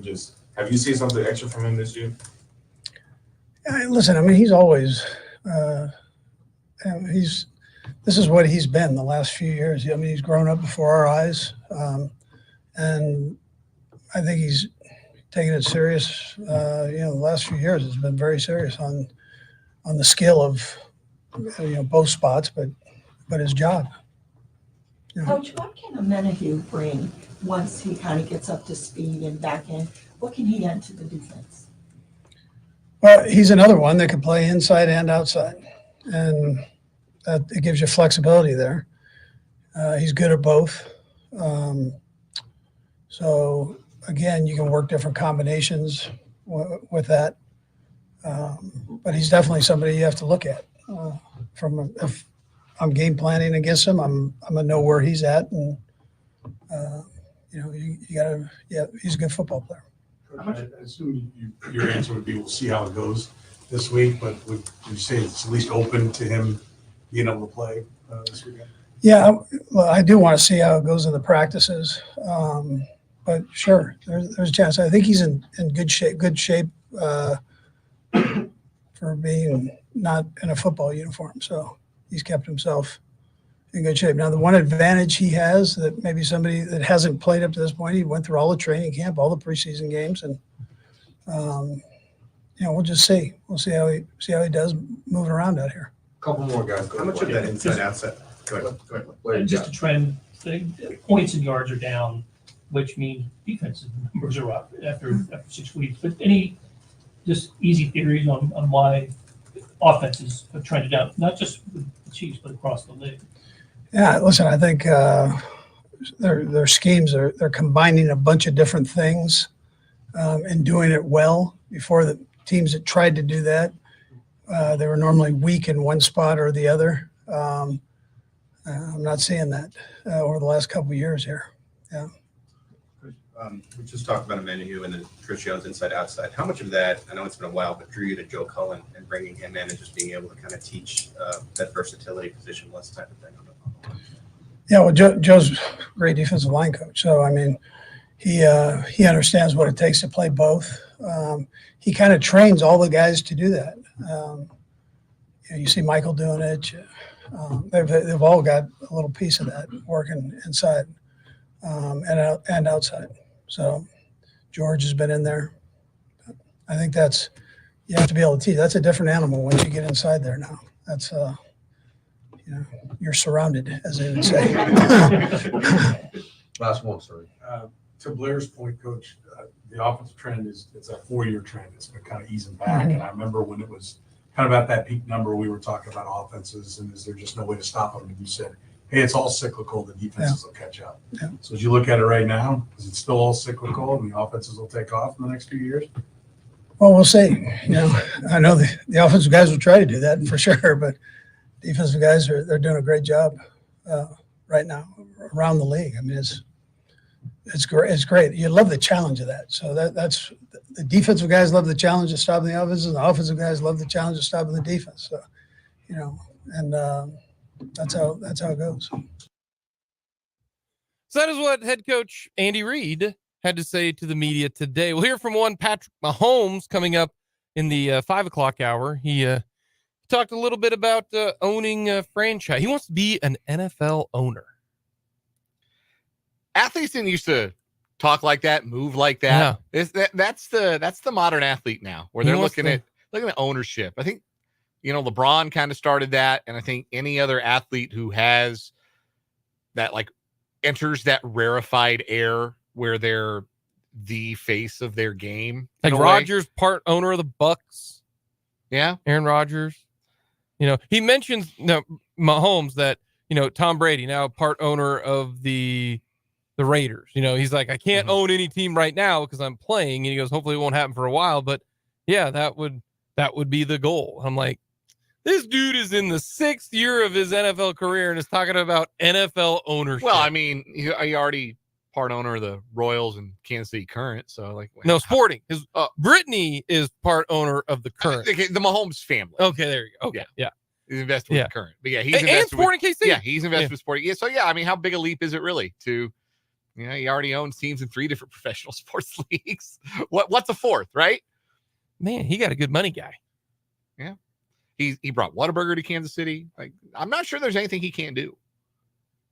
Lose on the road in the AFC West. Not win the West Division. Yeah. Like, he still hasn't lost a game in the AFC. Run a quarterback sneak. That's mean. That's not his fault. He wants to. He wants to run the QB sneak. He does. I'm sure he does. Chiefs don't run a quarterback sneak because of what happened 4 years ago on a fluke deal. Yeah. Do you think he'd be good at it? Yes. He's good at everything. Of course, he'd be good at the quarterback sneak. Tom Brady was the best at it. He did it. Like, there's so many different ways to do the QB sneak. Like, Drew Brees was good at it. Mm-hmm. Brady was excellent at it. Brady, I think, was the best at it. Jalen Hurts is the best at getting pushed. But he is, like, that sounds like it's a knock, but it's really not, because he's already so stout. Like, he squat like 660, something ridiculous. The farm. Yeah. Squats the entire farm. Squats the farm. Yeah. So he's great at being the projectile in the brotherly shove. Do you think Reid really is scared to run QB sneak? I can't think of a better explanation for why they haven't done it in 4 years. It's got to be like a goof, right? Like there's some things I'm like, you're too smart. Yeah, that's why it's the only thing I can think of, is that it's just paranoia. Like, I remember what happened the last time I did this. Never doing it again. Near as I can figure. I just don't get that. I really don't. But you heard from Andy Reid. No, I still think that there's an IR possibility with Watson. We'll find out later this week when they have to, or whenever the jet comes into Kansas City. Yeah, I'm excited to hear from Hardman. And Reid will talk Friday.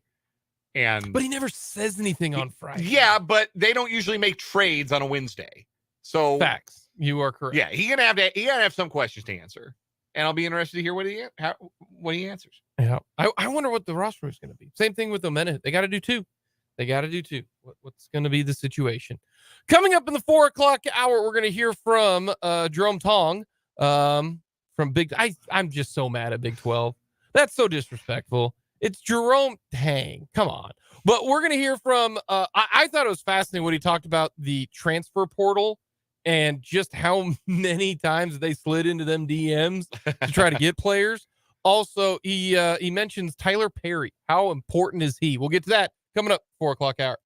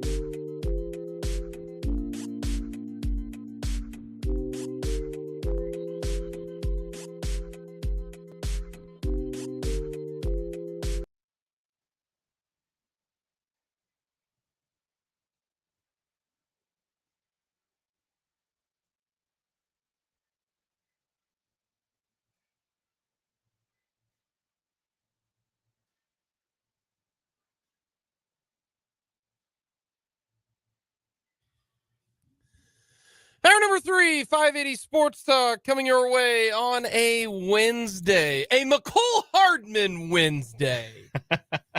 That's right. The Jet is back in the hangar in Kansas City. The Jet is no longer a Jet. Nope.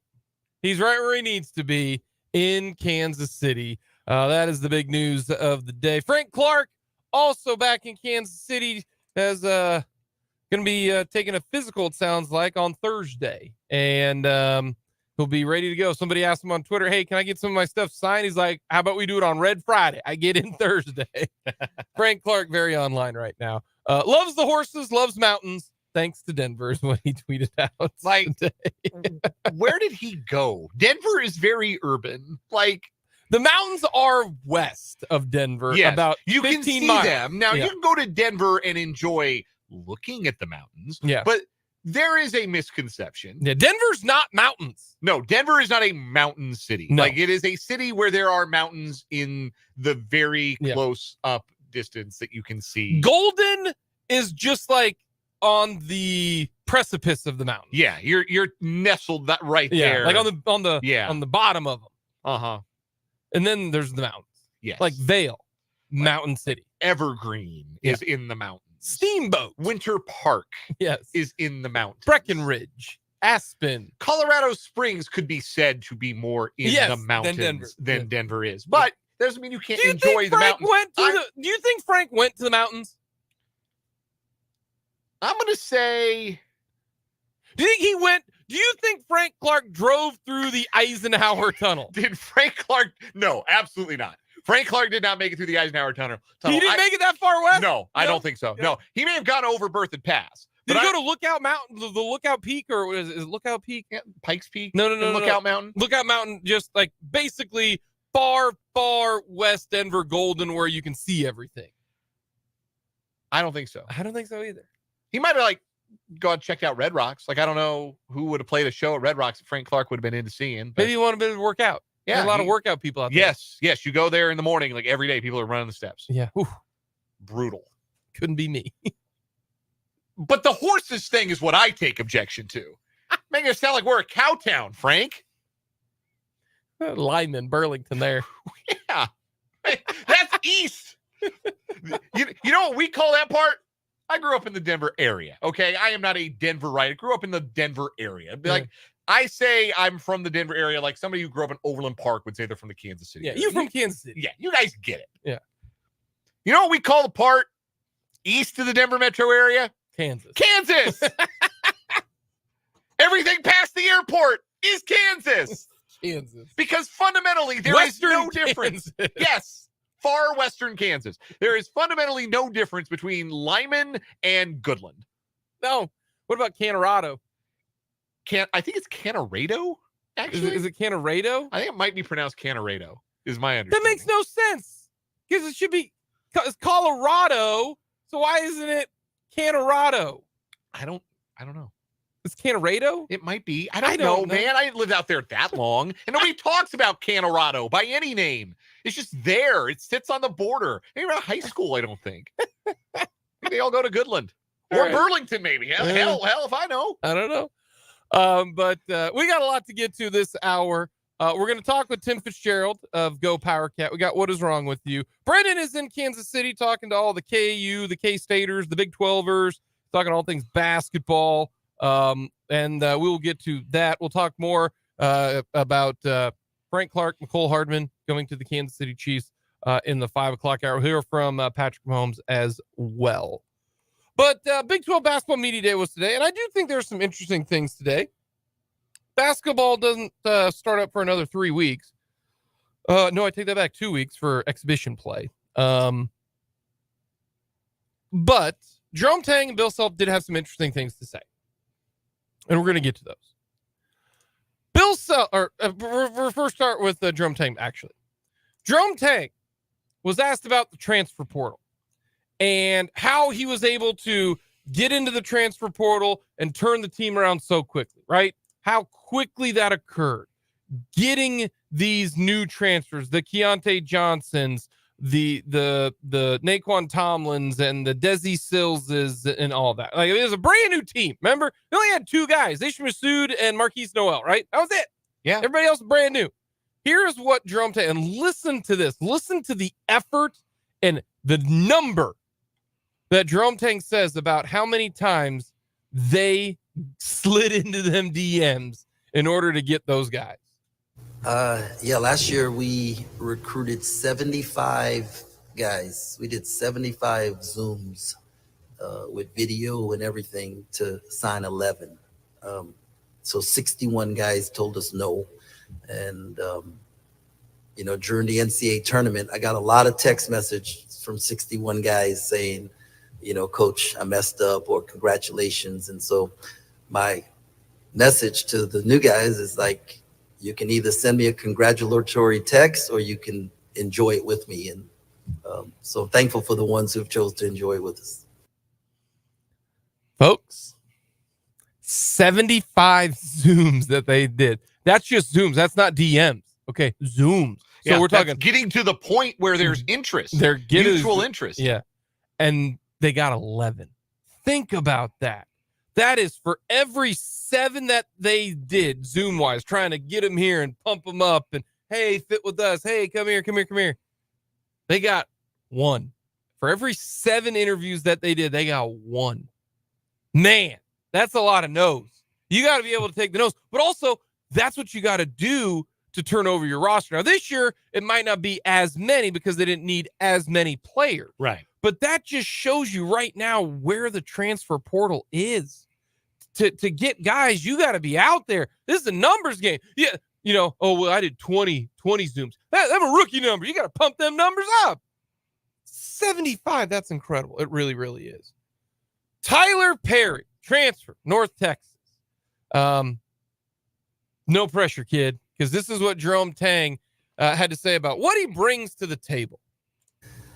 He smiles every day. That's kind of nice. Yeah. Yeah. Happy guy. He likes that. But guess what else he likes? Listen to the rest of it. He smiles every day, and people just love being around him. And he may be the best shooter in America. And so that is the basketball side of things. But just the personality and how he brings people together is really special. Excuse me, what? Best shooter in America. 40% from 3 last year. Really good. Mm-hmm. Really good. And that's 40% on a team that knows you're the only dude. North Texas, there weren't any other dudes on North Texas team. Everybody's scouting report was guard Tyler Perry. He's best player in the conference. Yeah, like he had a hand in the face a bunch. They knew where he was, and he shot 40% from 3. And it's not as though, and I mean, I'm not saying they never did this, but he's the point guard. So it's not like they were running him off a ton of action. They're not getting him like Grady Dick threes where you're running him off of screens.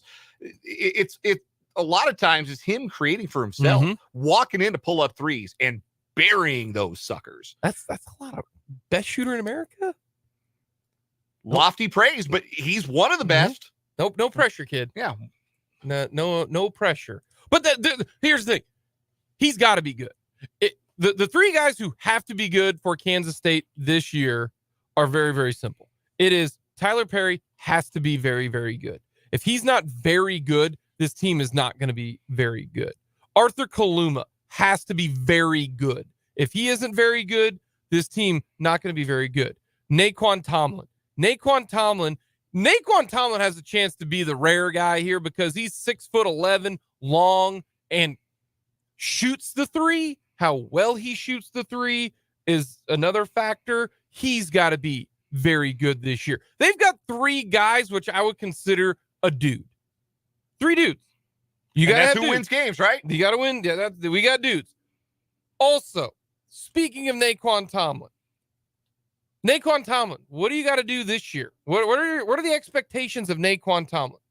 We got the question plus Naquan Tomlin. Brendan Dorzinski, WIBW Radio in Topeka. What? Keeping in mind the roster churn you guys have this year to turn over the new additions, what do you foresee Naquan Tomlin's role being, and what more are you hoping to see from him in year 2 at the program? Well, last year when Quan played 30 or more minutes in a game. We only lost one game, and that was the last one. So him staying out of foul trouble is what I hope, so that we can keep him on the floor for 30 minutes. And if he's out there and playing with energy, he's going to be super productive. And he had a great summer, and so his confidence level should be very high. That's a good stat. I did not know that. Yeah, I didn't realize that either. Yeah. But it jives, like Tracks, yeah. passes the eye test, because when he got in foul trouble, they were not the same team. When they couldn't play him for stretches in the first half, it showed. He should be a 33-minute a guy player. They should have 3 guys who play 33 minutes every single game. And he should be a double-double every night, because he's long, he's bouncy. I think he can be a really good rebounder. Oh. And if he can be, he doesn't have to be like Tyler Perry, best shooter in America, but if he can be respectable 35 from the 3-point arc, 34%? I'd take 32, honestly. You know, if he's taking 2 a game, like make 1 every other game, or no, he's got to 2 out of 2 out of 6. You got to be 1 out of 3 every game. Yeah, okay, that's a better way to put it. Yeah, because if he can make 1 out of 3 corner pocket triples every game, he's gonna be really hard to guard, because you didn't have to guard him out there. If you have to come and guard him out there, he's long and quick enough. He can get by you at the dribble and make an impact at the rim. The issue is defensively, because he's thin. Okay, the thin man, right? Right. You're going to be guarding bigger dudes. You got to be able to play without fouling. That is Jerome Tang, much smarter than I am about basketball, but that's very, very simple when it comes to K-State. So that is what some interesting nuggets there about K-State. What about KU? Another high praise statement by one of the in-state schools. Bill Self talks about Hunter Dickinson, who, by the way, way taller than I thought. Like, he's legit 7'1". That is a tall dude. Here's Bill Self. Listen to what he says about Hunter Dickinson compared to the rest of the centers he's had. I would say the most skilled and most talented offensive player that I've had from a center type standpoint. Offensively, there's a lot of things he's got to get a lot better at, and defensively, and guarding ball screens and protecting the rim or the paint, and a lot of other things he's got to become much better to become whole. But from a shooting, aggressiveness, passing, playing out of doubles, he probably is as advanced as anybody I've ever been around. And he is without question the most equipped to have a big year for a first-year player. But he's also a fourth-year player. But as a first-year player, we've never had a freshman or anybody come in and have the same type, I think, potential to impact us as much as what he does. Bill Self's never had a bad team with a great big. Okay. He said he's never had, I would say, the most skilled and most talented offensive player that I've had from a center type standpoint. Okay.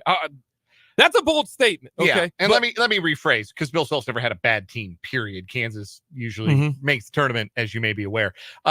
He's never not had like a Final Four caliber team without a big man who is among the nation's best big men. So I want to, let's real quick.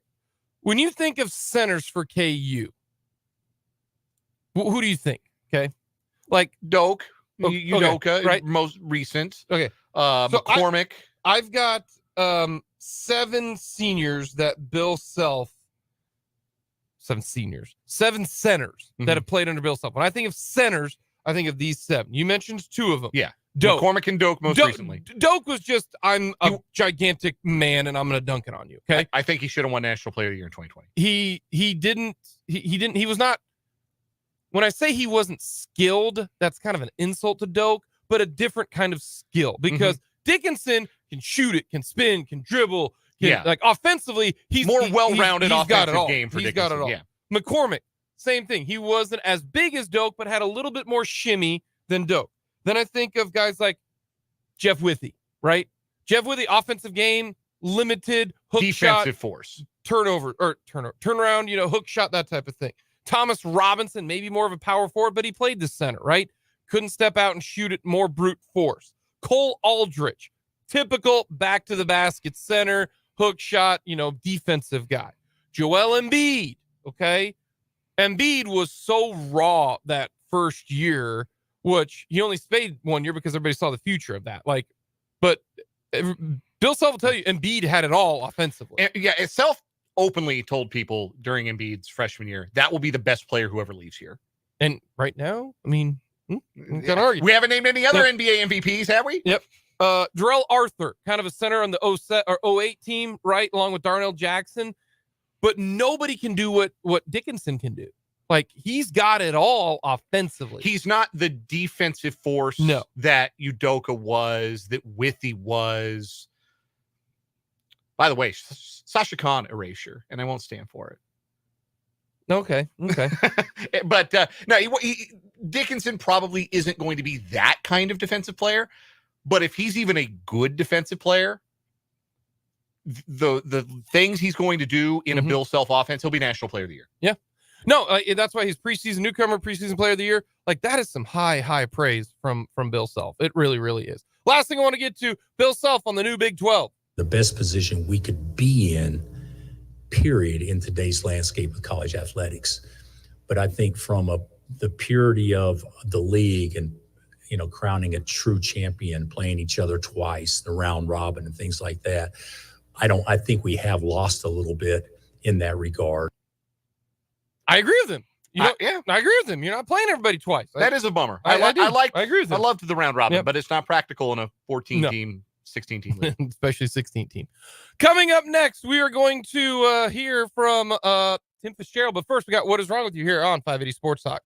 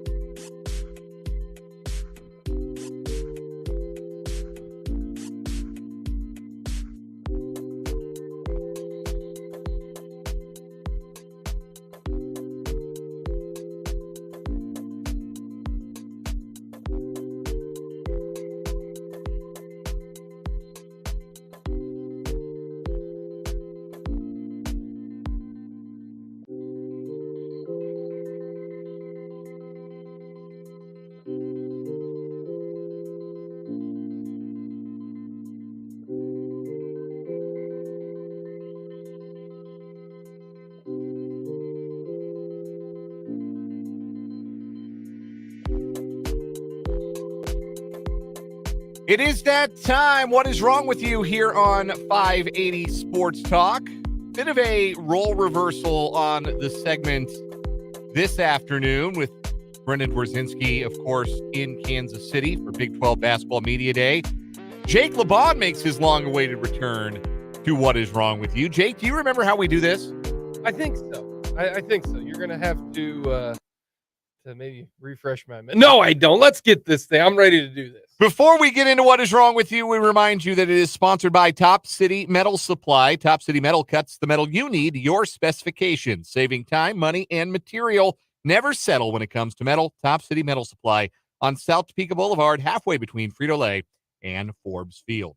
Our current champion, the convoluted car sale, a 41-year-old woman who is going to sell a car to a 16-year-old juvenile and allowed him to take it for a little spin, a little test drive, and of course never got the car back.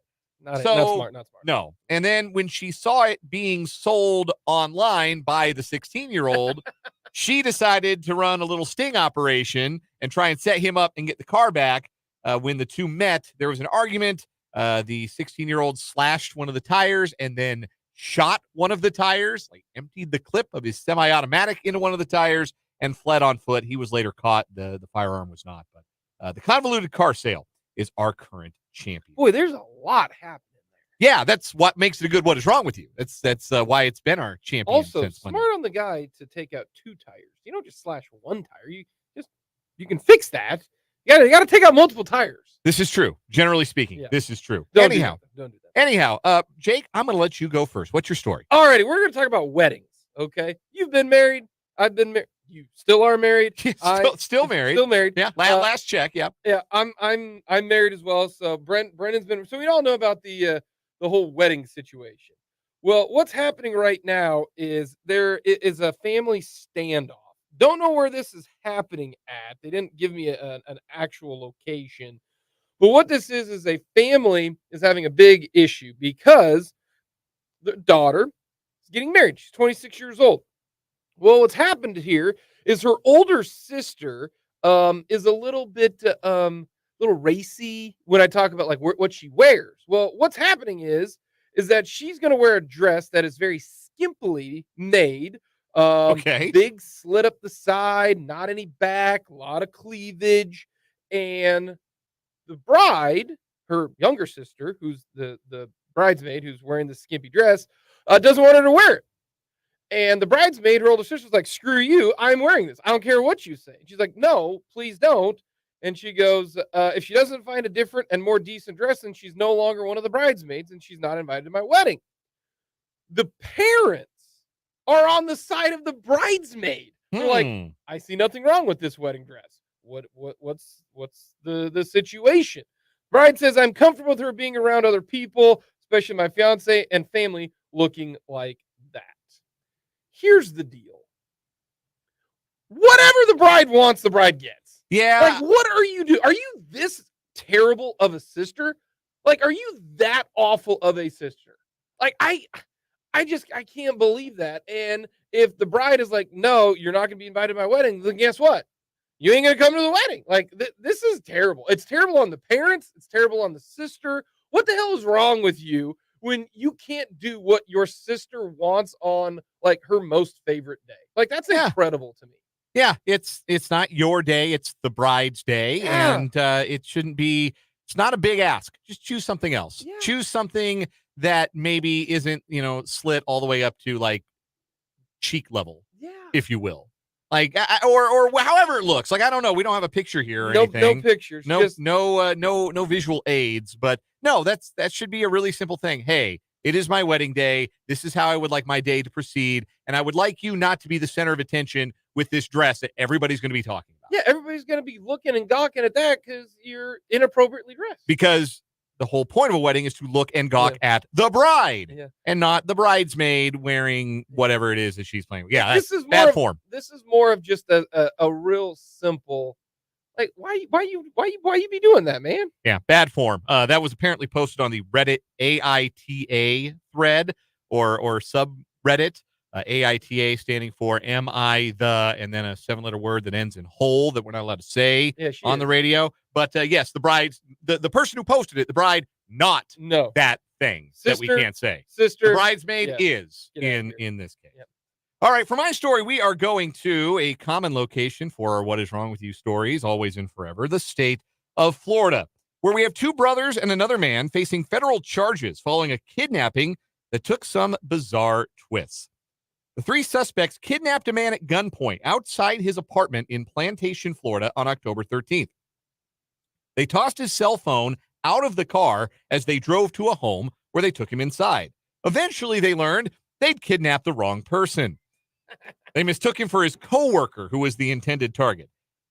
The person who had been kidnapped told police that the men threatened him, put an electric drill to his skin, and pointed a firearm at him before dousing him with water in what prosecutors said was a simulated waterboarding. Oh, my God. The victim told them he thought he was going to drown. The men began brainstorming how the victim could help lure the coworker to them. They provided the victim with a cell phone and were able to access his iCloud account to find the coworker's phone number and call him. When they learned that the man was still at a business in Pompano Beach, Florida, they drove the victim there and asked him to get the coworker to come outside. Instead, at 2:08 a.m. on October 14th, the victim, thinking quickly, phoned in a bomb threat in an effort to get a rapid police response to the building. The suspects were arrested by law enforcement and remained jailed as of earlier this week. On Monday, 32-year-old Jeffrey Arista and 29-year-old Jonathan Arista had their initial appearances in federal court. The third suspect is 33-year-old Raymond Gomez. He has not yet appeared in court. The 3 face a maximum life sentence. All right. If convicted. All right, I got a lot to get here, Dan, real quick. Hold on. Brilliant by the guy. Calling in the bomb threat. Yeah, that's quick thinking. No. I don't know that I'd be thinking that quickly or that clearly if I'd just been waterboarded. That calmly. Like, well done to that guy. That guy's better than me, I can tell you that. I'd be what is it? I'd be wheeling and dealing. Yeah, you want somebody else? Yep. Who do whatever we you get? say. Yep, I'll do it. Oh, we need to get somebody else. Yep. No, good on that guy. Well done. Also, if you first of all kidnap the right person, don't kidnap the right person. I feel like that should be easy to do. Right. Not kidnap the wrong guy. I feel like you should, if you're going to kidnap somebody, you should do a little research on that and kidnap the right person. Secondly, once you realize that you've kidnapped the wrong person, there's nothing good that can come of that. No. Yeah, let that person go.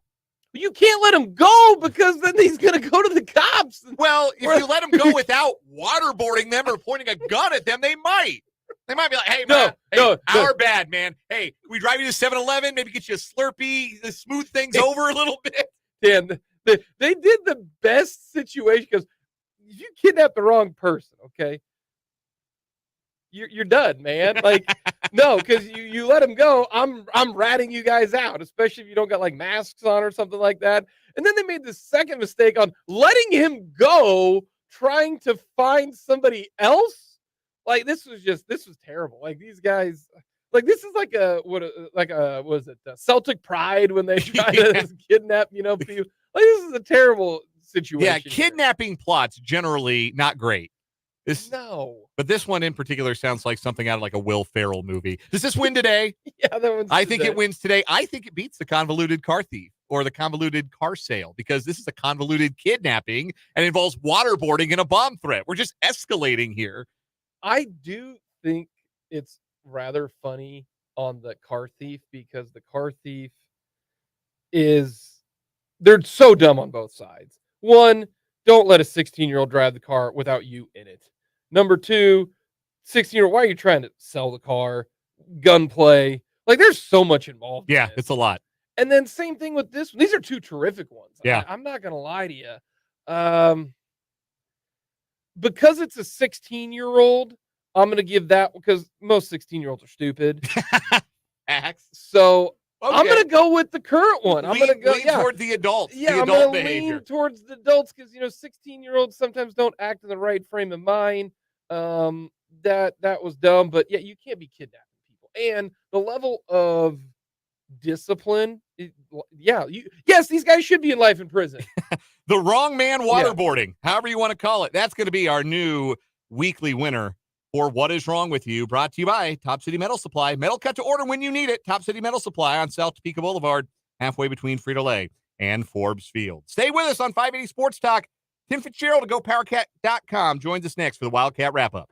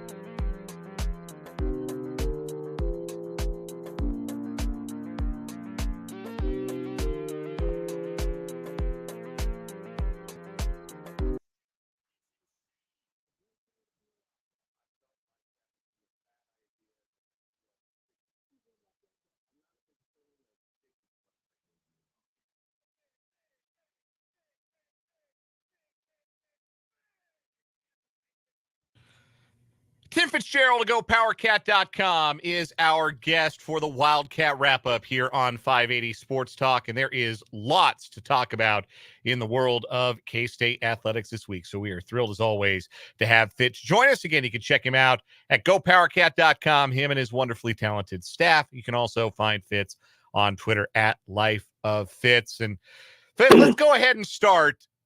Can you recall more of an opening statement, a hello world performance from a Kansas State football player than what we saw from Avery Johnson on Saturday in Lubbock?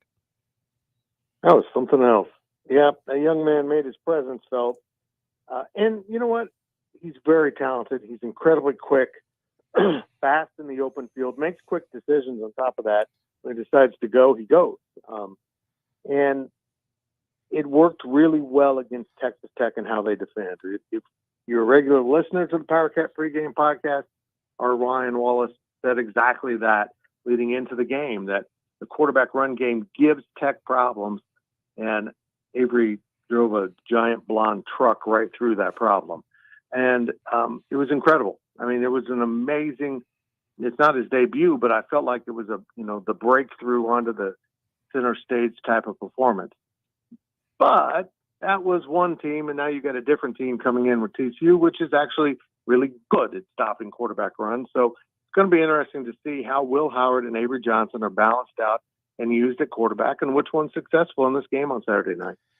Well, that leads me to my next question. You anticipate similar workload, maybe not similar in the sense of who gets the most snaps, but similar in the sense that we're going to see Will Howard, we're going to see Avery Johnson, and we are going to see both of those guys play, and it'll be an instance of riding the hot hand again on Saturday? I think they'll do exactly that, maybe even next week against Houston too. If you're Chris Kleiman and Colin Klein, one, you don't want to put too much on a true freshman quarterback's shoulders too early. I think they've been overly cautious with that, to be real blunt. I thought he should have played more at Missouri, and he certainly should have played at Oklahoma State. No matter how much he was woven into the game plan, he was ready to play, I'm certain, because that's the way he prepares. And I think he could have helped K-State at Oklahoma State. But that's hindsight, and now they need to decide what gives them the best opportunity to win each game along the road here. I think we'll see that quarterback balance this week. We might see Will Howard with a fire lit under him because of what happened in that game. He's a competitor. He wants to win the game, and he doesn't want to lose his job either. So we'll see how this week plays out. If Avery continues to do things at a high level, because TCU is going to make him do other things than simply run quarterback run game all day. If he can adapt and still make big plays, I don't know how he's not the starter by the time they go to Tech. There are obvious similarities. It feels familiar, I guess I should say instead, because Kansas State went through this last year with Adrian Martinez and Will Howard. And the circumstances were different because Martinez was hurt, and that forced Howard into the situation where he had to play, and he played well on the road at TCU, and he played brilliantly against Oklahoma State. But then when Adrian Martinez was healthy, they went back to him. They lost to Texas, and it wasn't so much, I didn't feel, that Adrian Martinez played badly and lost the job, but more so that Will Howard won it. So if there's any program that feels equipped to go through something like this again potentially this year, it's Kansas State, because you've got a lot of the guys around who went through it last year. But with that being said, what are the differences between how last year's situation was handled and how this year's situation might be handled? Well, we knew or thought we knew who Will Howard was going into last season, and he rewrote that entire script. He showed how much he had progressed. And so not only did you get a breakthrough player, but you got a junior who had a lot of reps under his belt. Even if they weren't all successful, he still learned from that and grew from that and played with an incredible amount of confidence. It's kind of creepy, similar how they flipped roles here. Now we've got Will Howard as the established veteran quarterback who seems to be hesitant and playing a little bit timid and not getting things done quite the way you would hope the quarterback would get things done. His confidence seems much different than last year. And this time, though, it's a true freshman quarterback who has oodles of potential, but not a lot of experience. So it's probably a little bit harder decision to go all the way in on him at this point, because who knows what defenses are going to throw at him and try to challenge him with. And that's why I think the next 2 weeks at home in a more safe, controlled environment, we'll see the rotation and see how he adapts to some of these things that maybe better defenses offer him up. Do you think Howard has to win the job back? Is it still his job to lose at this point? You know what? That's a great way to put it. In some ways, I do think he needs to prove he can play like he did last year. And that might be winning it back, because if he goes out and just plays okay Saturday night against TCU and a freshman comes in and, runs around and makes a bunch of plays and throws the ball, yeah, he's going to have to defend his position because it's slipping out of his hand. He'll start on Saturday. I'm confident of that. If not, we're seeing there's something happening in practice that's making it obvious too. But I think he'll start on this Saturday and probably next Saturday, and they'll just balance those reps. But yeah, he's playing defense right now when it comes to the quarterback position at K-State.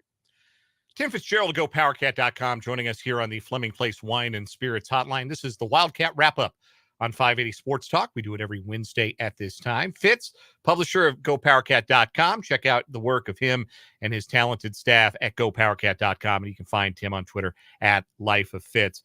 You mentioned defense. Let's talk about the K-State defense, particularly the 3 turnovers they forced in the second half against Texas Tech in that win on Saturday. Kansas State had not been a turnover-forcing defense. And yes, some of this is taking advantage of a freshman quarterback being pressed into action. But how important is it for Kansas State to start making those turnover plays to get some confidence under their sails moving forward? Yeah, I think that really helped them a lot. And you're right. It was the circumstance of the game that opened that up. They got to essentially the third-string quarterback in the second half after another injury for a Tech quarterback, and he wasn't ready for that. And K-State blitzed him and sat back in zone. So the guys could see the ball coming, and he was just throwing it up there quite a bit and just gambling and lost 3 times. And Kobe Savage almost had an interception before the third one. Yeah, I mean, it had to build their confidence, but I don't think they can afford to just sit back in zone all the time, because I think most quarterbacks with more experience are going to kind of pick that apart a little bit. But really the key there was they were blitzing heavily and bringing, 5-6 guys on almost every snap. And that rattled him. That's not going to rattle this freshman quarterback from TCU. Seems like a pretty cool customer. They're going to have to figure out a way to get some pressure on him without completely selling out and sitting in zone, because he'll win that battle more times than you want. Let's talk about that matchup. TCU coming to town, a rematch of last year's Big 12 championship game.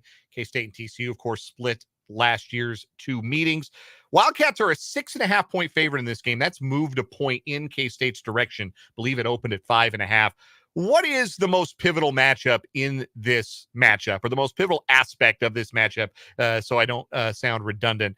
What is Kansas State going to have to do to make sure they protect their home turf and get a win over the purple-clad Horned Frogs? Both of these teams want to be physical. Whether it's on offense or defense, they want to be physical.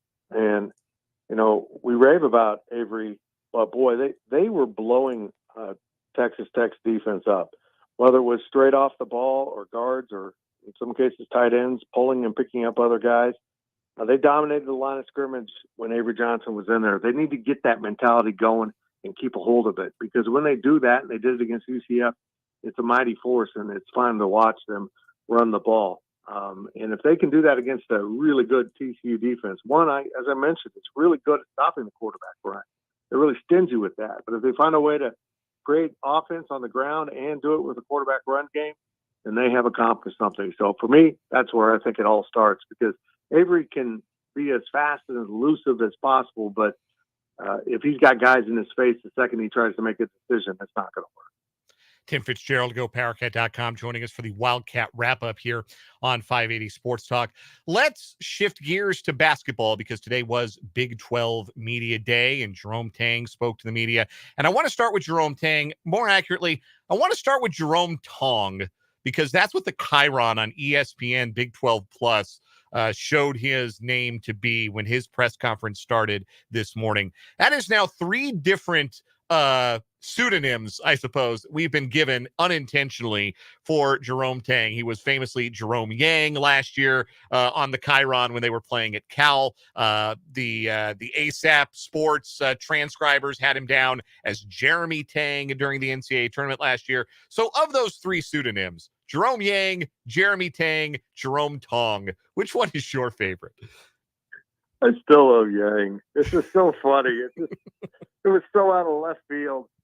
And I think part of the reason why I like it is when they put him up the lower third, it wasn't even him. Right. It was Coach Sutton. I mean, that's so. Yeah, we now have a user by the name of Jerome Yang on our message board,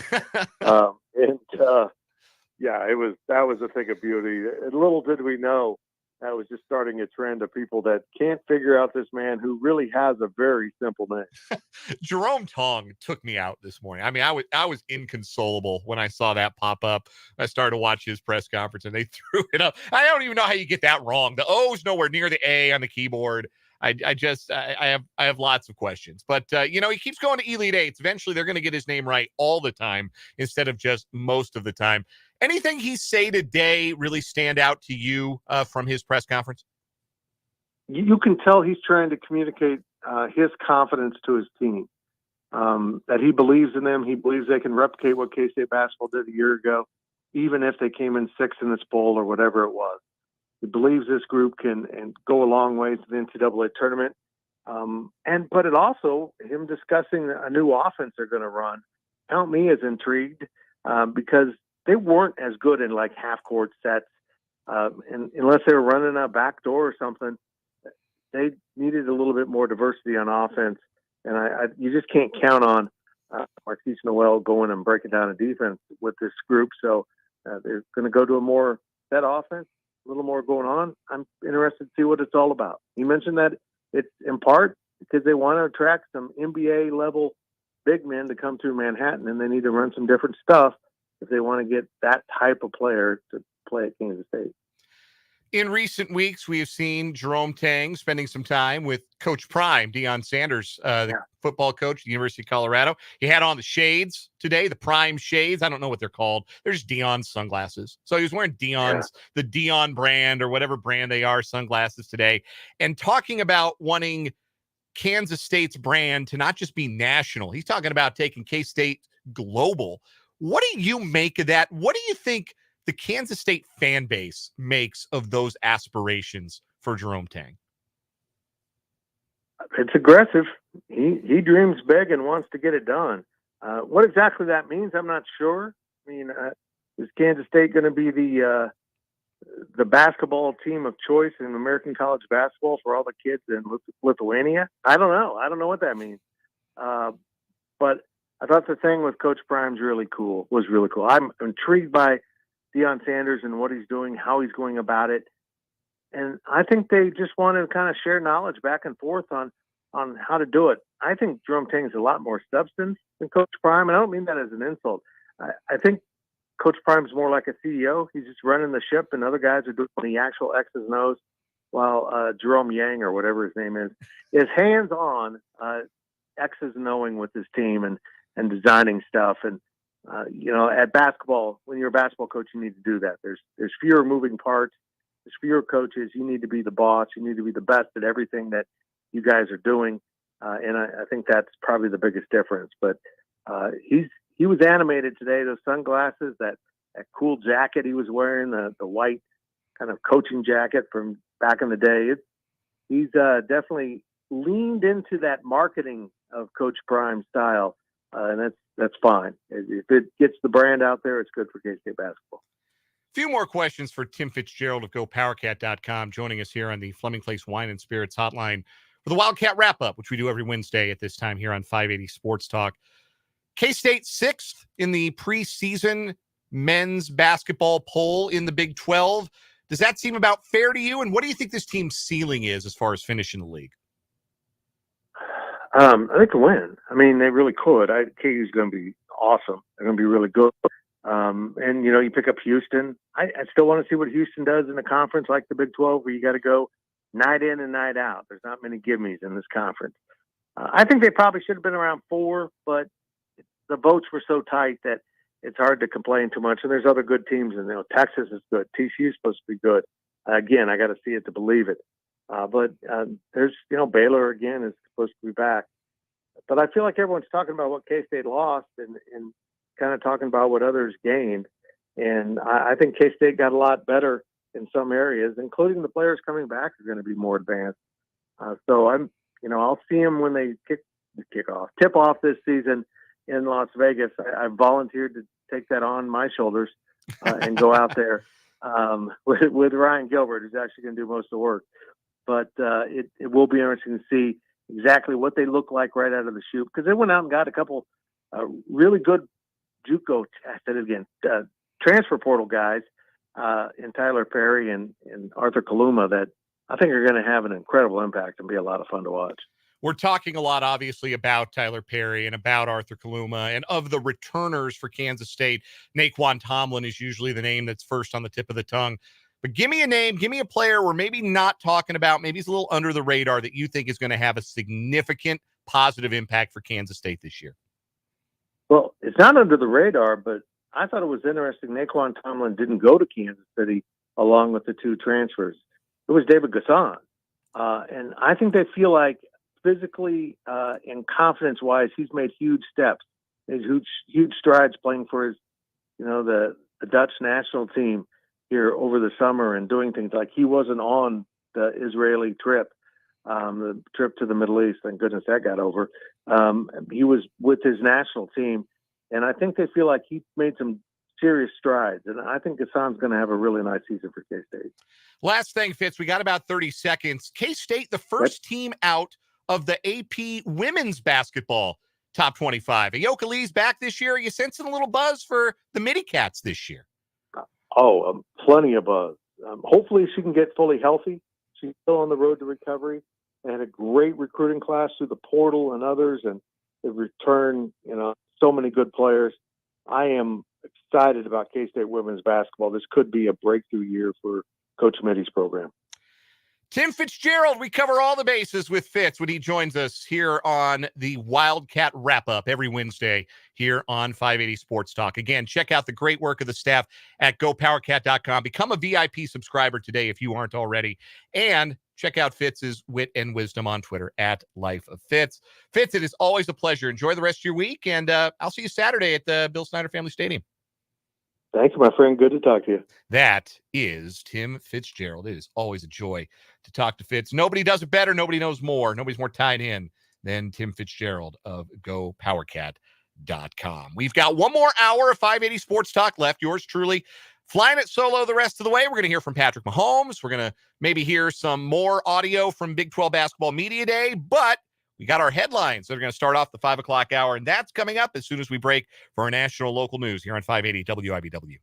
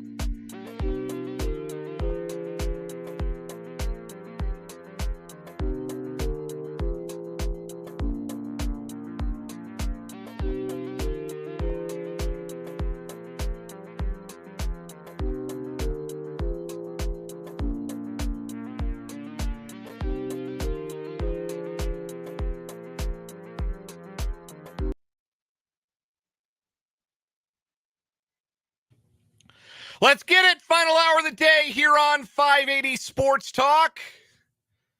I am Dan Lucero, hanging out with you until 6 o'clock tonight. One final hour of the program on this Wednesday. Glad you're along for the ride, however you're consuming the program today. Whether you're listening on 580 WIBW, FM 104.9, online at 580WIBW.com, or maybe you're checking out the YouTube stream. If you are, I'm looking right at you. I'm looking at you right now. I see you. You can find us on YouTube. I didn't mean for that to sound as creepy as it did. YouTube.com. Search 580 Sports Talk. Find our channels. Got all of our videos live and archived. And you can watch the show every day. And you can watch it live and participate in the YouTube comments section, which is always a fun time. Encourage you to do that. Make your voice heard in that fashion. Or you can text the program 785 291 2655. No. What? I'm almost. No. 785-272-9429. I had a different phone number in mind there, and it was the wrong one. So let's try that again. 785-272-9429. Do not text that number salad I was giving you earlier. 785-272-9429.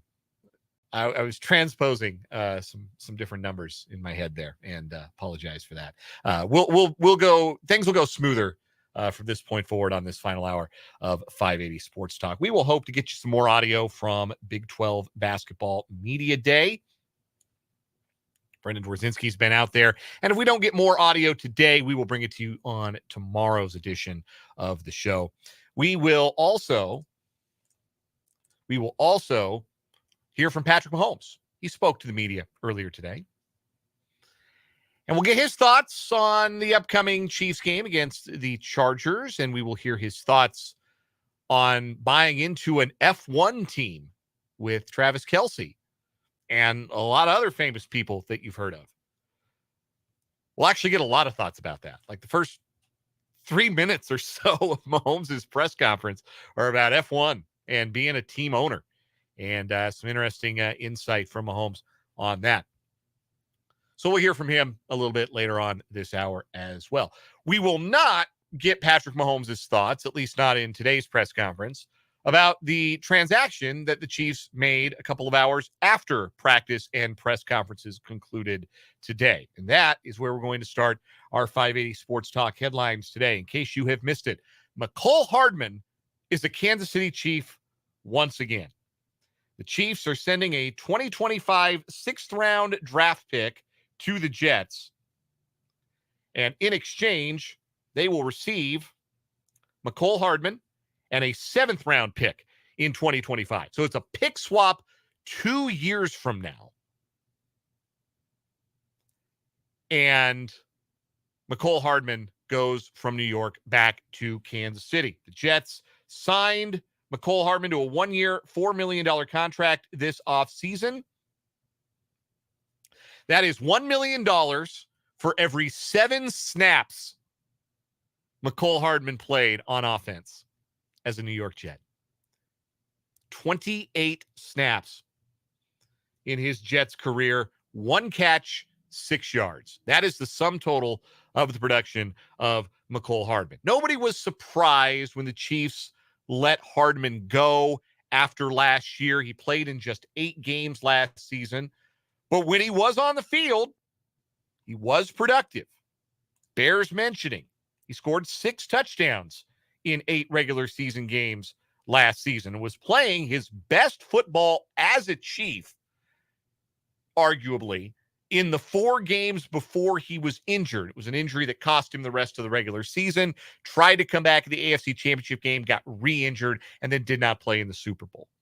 But last year for the Chiefs, in 8 games, 25 catches for 297 yards and 4 touchdowns, 4 rushes for 31 yards and 2 touchdowns. In 4 years as a Chief, Hardman caught 151 passes for 2,088 yards and 16 touchdowns, and rushed 20 times for 125 yards and 2 scores. Also factored in to the return game, of course, as well. You know what you're getting with Mecole Hardman. The speed is top end. It's still in evidence. At least we have no reason to believe it isn't. The Jets just never really gave him a chance to showcase it. For whatever reason, he couldn't get on the field ahead of Randall Cobb, who is 94 years old and is in the catch the ball and fall down portion of his career that all veteran wide receivers reach. That was more valuable to the Jets and what they wanted to be than McCole Hardman was. That's not a great sign, frankly, that he couldn't beat out Randall Cobb for playing time in New York.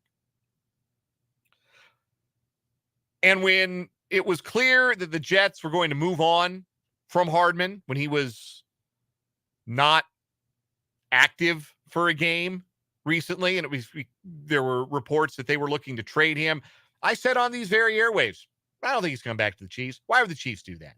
Chiefs have guys who have McCole Hardman's skill set or are doing the things in the Chiefs offense that McCole Hardman was doing. But you want to be technical about it. Those guys weren't doing the stuff that Hardman was doing very well. They certainly weren't doing it as well as Hardman was doing it before his injury last year. There's 6 touchdowns in 8 games.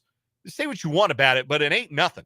And for a Chiefs team that has struggled most conspicuously on offense in the red zone through their first 6 games, adding a player who could find the end zone as prolifically as Hardman could last year is a fair gamble to take, particularly considering you don't have to bring him in slowly. You don't have to gradually introduce him to the playbook, introduce him to his teammates, introduce him to the quarterback. They all know McCole, and there's a comfort level there. I would imagine if there weren't a comfort level, I don't think they would have brought him back.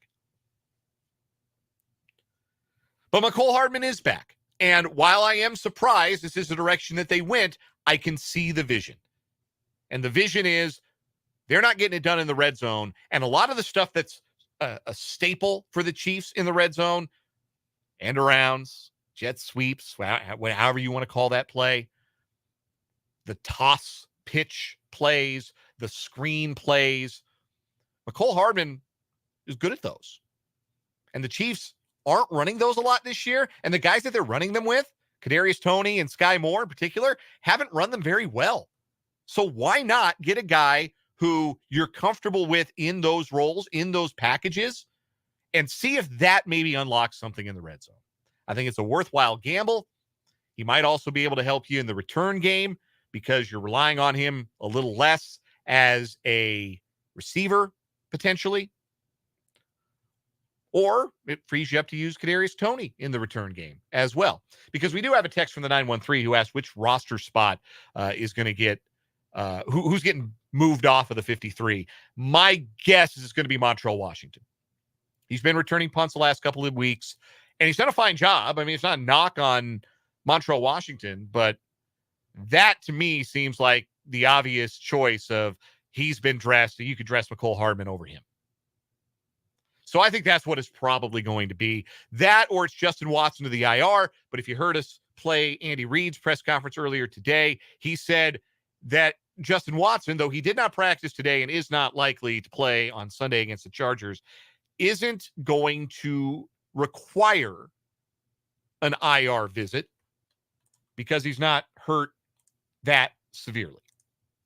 He's not hurt so severely that you automatically figure, oh, he's definitely not playing the next 4. So if IR is not necessary for Watson, he'd just be inactive, but he'd stay on the 53. The guy you take off the 53 is probably Montreal Washington. So that's where I expect the Chiefs to go with regards to McCole Hardman being back on the roster. The move's just been reported. It's not been made official yet. And once it is, then they'll do whatever they have to do to make the 53-man roster compliant. It's only about $1 million to the salary cap, which is pocket change. Chiefs can easily make that work. There is also reporting today from a reliable source on the subject that Frank Clark is in Kansas City or is going to be in Kansas City tomorrow. And the source is Frank Clark. So I feel pretty confident in reporting that that is accurate, that Frank Clark is going to be in Kansas City. And I don't think he's coming just for the barbecue. Though I couldn't blame him if he was. Couldn't blame him if he said, you know what? I just had 6 crappy weeks in Denver. I want to go get a Z-Man at Joe's and play video games with Chris Jones. No, sounds like he's coming in, going to get a physical, and rejoin the Chiefs in some capacity. And once that becomes official, we'll have a little better idea, I think, of what that capacity is going to be. But some maneuverings happening. The Chiefs are bringing some veterans back, know the system, well regarded in the building, and help the Chiefs win 2 championships. Don't forget that. Clark's got 2 rings. Hardman's got 2 rings. So that is what is happening. Question from the 785 on the text line. Who leaves the roster if the Chiefs sign Frank Clark? That's a great question. And to be honest with you, I am so uncertain of that answer that I'm not even certain Clark is immediately going to be elevated to the 53-man roster. He might be a practice squad guy right off the rip. And if he's okay with that, then yeah, make the signing. They carried Danny Shelton in that capacity last year. Danny Shelton played 1 game. So they kept him around in that capacity all year as a veteran who's kind of biding his time. And if they needed him, break glass in case of emergency, maybe Frank Clark is that guy for them this year at the defensive end spot. By the way, Danny Shelton is a great answer. If you play the Immaculate Grid football edition, if you ever get the Chiefs Super Bowl champs square, I mean, anybody can put Mahomes or Len Dawson, Otis Taylor, Frank Clark, whatever. You drop Danny Shelton in there because he played 1 game last year. He's got a ring. He counts. You get a really good rarity score if you drop Danny Shelton or James Winchester. That's another good answer. Play the long snappers.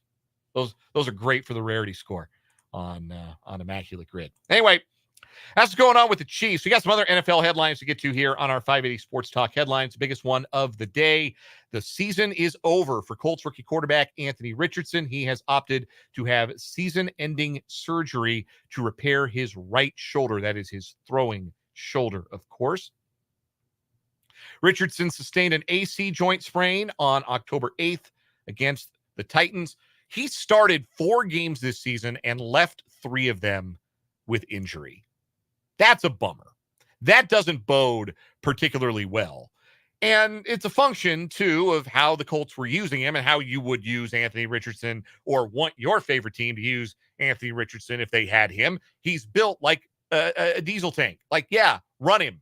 Run him in the goal line. Run him in the open field. He's physically very similar to other quarterbacks who've had lots of success as mobile quarterbacks. Physically, there are similarities to Cam Newton. There are similarities to Josh Allen. Those guys run and didn't have too much of a physical toll or haven't to this point in their careers. Josh Allen, if you noticed, hasn't missed a whole lot of games due to injury. Takes some big hits on the run, but hasn't missed any. I don't believe he's missed any games due to injury. But for whatever reason, Anthony Richardson, maybe his body not as strong. I don't know how it works physiologically, but suffered injury that was sufficient. And one of them was a concussion. One of them was not related to the shoulder, but still had to do with taking a hit. And he left due to injury in 3 of his 4 starts this year, and he will not make another. He is out for the remainder of the season.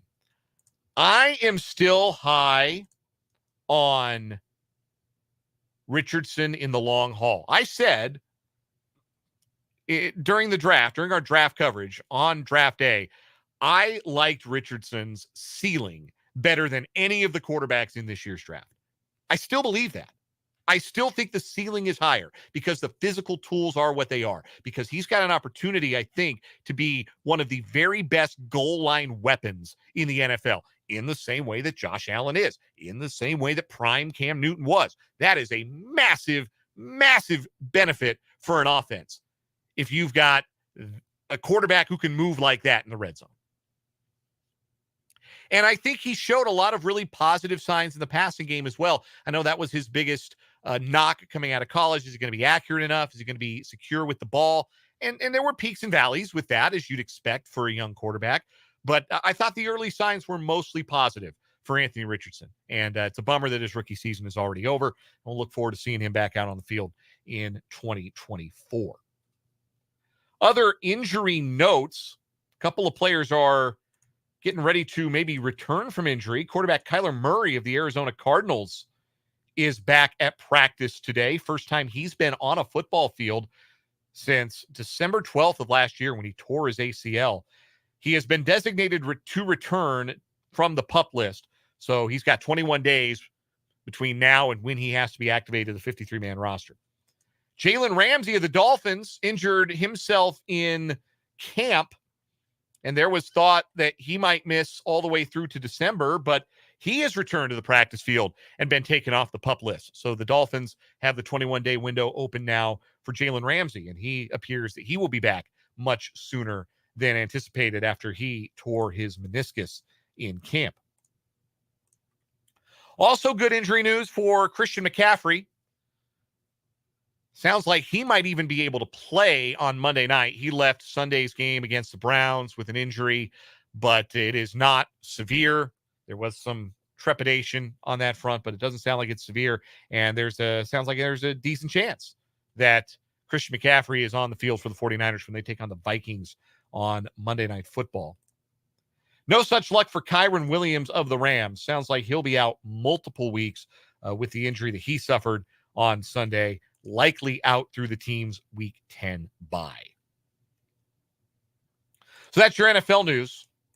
Here's we roll through our 580 Sports Talk headlines here on 580 Sports Talk. Next headline for me, Major League Baseball today announced their Gold Glove finalists.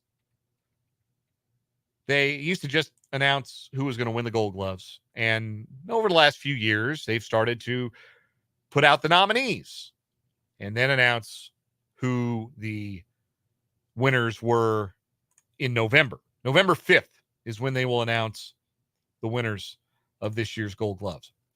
There will not be a Royal to win a Gold Gloves this year because there will not be a Royal who was nominated, not a Royal who made a finalist at his position, not a single Royal.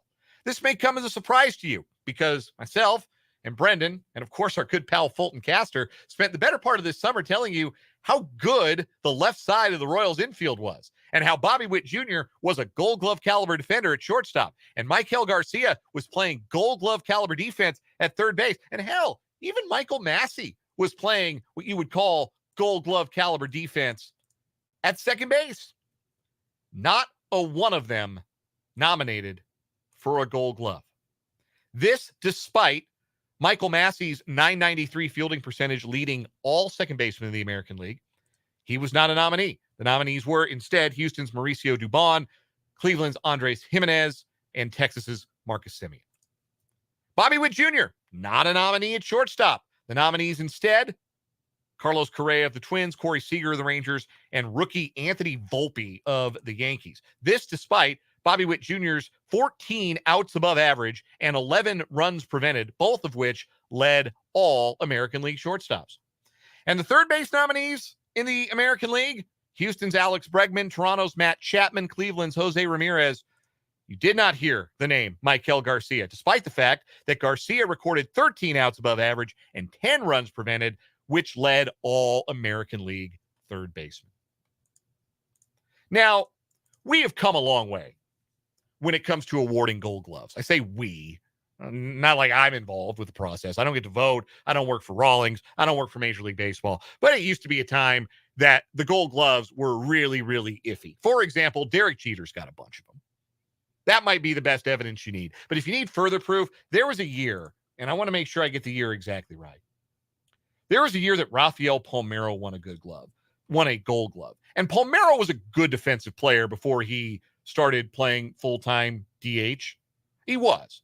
He was a good glove man. He had a good reputation as a defender. He won Gold Gloves in 1997 and 1998. And then he won it again in 1999. Care to guess how many games he played at first base in 1999? You'll never believe it if I tell you. He played 28 games at first base, and he was the Gold Glove winner at first base in the American League. He was the DH 128 times. His own team said, we can do better defensively than Rafael Palmeiro at first base. And the American League said, actually, he's the best. So that's the history of the Gold Glove, the 90s, the 2000s. In recent years, there have been better and better understanding, or has been better and better understanding of the fielding metrics, some of those advanced numbers that I just quoted you, outs above average, things like that. And now, typically, the Gold Glove nominees, the semifinalists, or the finalists, if you will, the three finalists at each position in each league, more closely jive with the fielding run values that you see on websites like Baseball Savant or Fangraphs. For example, of the top 23 players in baseball in fielding run value this year, this is according to Baseball Savant, 23 players had 10 or more fielding run value. And their fielding run value was 10 or higher. 23 players in baseball. 14 of them were Gold Glove nominees. That's pretty good. Among the 2 of the 9 who weren't, Maikel Garcia and Bobby Witt Jr. Say all that to say this. They got hosed. Bobby Witt Jr. should have won the Gold Glove at shortstop this year. He was. He was the best shortstop, glove-wise, in the American League. And maybe in all of baseball. And he should have won the award, and it's a damn shame that he didn't. And I know they're paying more attention to this stuff and not more attention to reputation. And the reason I know is because one of the 3 finalists for the Gold Glove in center field in the National League was Colorado's Brenton Doyle. And you had to be a real sicko to watch Rockies baseball this year at all. Brenton Doyle didn't hit his weight, okay? He was the worst everyday offensive player in baseball by just about every measure you want to use. But he had the highest fielding run value of any player in the game, too. So he looked at that and said, yeah, we got to make him a nominee. Maybe he's not as famous as some of these other guys, but he's got to be a nominee. And you know what? I think he's going to win it, which would be pretty cool. Speaking as a Rockies fan, anyhow. But we've come a long way, but clearly still have a long way to go. And we haven't come a long enough way when it comes to choosing the Gold Glove winners to include the best defensive third baseman and the best defensive shortstop in the American League this year. Because both of them were Royals, and neither of them got nominated. Speaking of baseball, let's conclude our 5A Sports Talk headlines with a quick Major League Baseball playoff roundup. The Philadelphia Phillies destroyed the Arizona Diamondbacks last night in Game 2 of the National League Championship Series. 10-0 was the finals. We continue the trend of non-competitive playoff games. It was only 2-0 into the 6th, and then the Phillies romped and stomped their way to 4 runs in the 6th and 4 more runs in the 7th. Trey Turner homered in the 1st to give the Phillies an early lead. Kyle Schwarber hit a pair of home runs. The Phillies are hitting home runs left and right. I said earlier, and I was only half kidding, check the baseball. We juicing the balls again because there have been a lot of home runs over in the American League. Goodness knows. I mean, the Rangers are hitting a bunch of home runs. The bottom of their order's crushing home runs. Yordan Alvarez, everything he touches is a home run. And the Phillies, every ball they put in play is out of play, out of the park, though some of that. And you could say this about both championship series. The games so far have been played in jewel box parks, really, really tiny home run friendly parks. 2 home run friendly, if you ask me. But that's the pitcher in me talking. But I do wonder, what's in that baseball? Check that baseball. Are we back to the Super Bowls, the titleists they were using in 2019 that they then took out of play for the playoffs? Great sport you got there, Rob Manfred. Great sport. You got, because I'm not a cynical person by nature. I'm not. And I'm a baseball fan by nature. You guys know this. We've been friends long enough. You know this about me. But I'm sitting here and I'm genuinely asking, like, they go back to the 2019 Pro V1s? Are they using the Pro V1 baseballs again or what? What's going on here? It's dinger after dinger, and it's blowout after blowout, and it's a dud of a postseason so far. But we are very, very close to 2 teams that are utterly dominating, the Phillies and the Rangers, meeting each other in the World Series. The World Series, frankly, that we should have gotten in the early part of the 2010s. Like, it still irks me that we didn't get that Phillies-Rangers World Series in 2011. That's the year we should have gotten it. Should have gotten the Phillies-Rangers in 2011. We got the Cardinals instead. Remember Carpenter outpitched Halladay in Game 5 of that division series. You know, back when men were men and pitchers finished what they started. All the way back in 2011. But yeah, we're going to get the 2011 World Series we should have gotten. We're going to get in 2023. It's going to be very different because the ball is flying, Bubba. And it has made for a dispiriting postseason to watch if you wanted good games, if you're a neutral and you just wanted good games. That's going to do it for our 5A Sports Talk headlines. When we come back, Patrick Mahomes spoke to the media earlier today. We'll hear from QB1 right after this on 580 WIBW.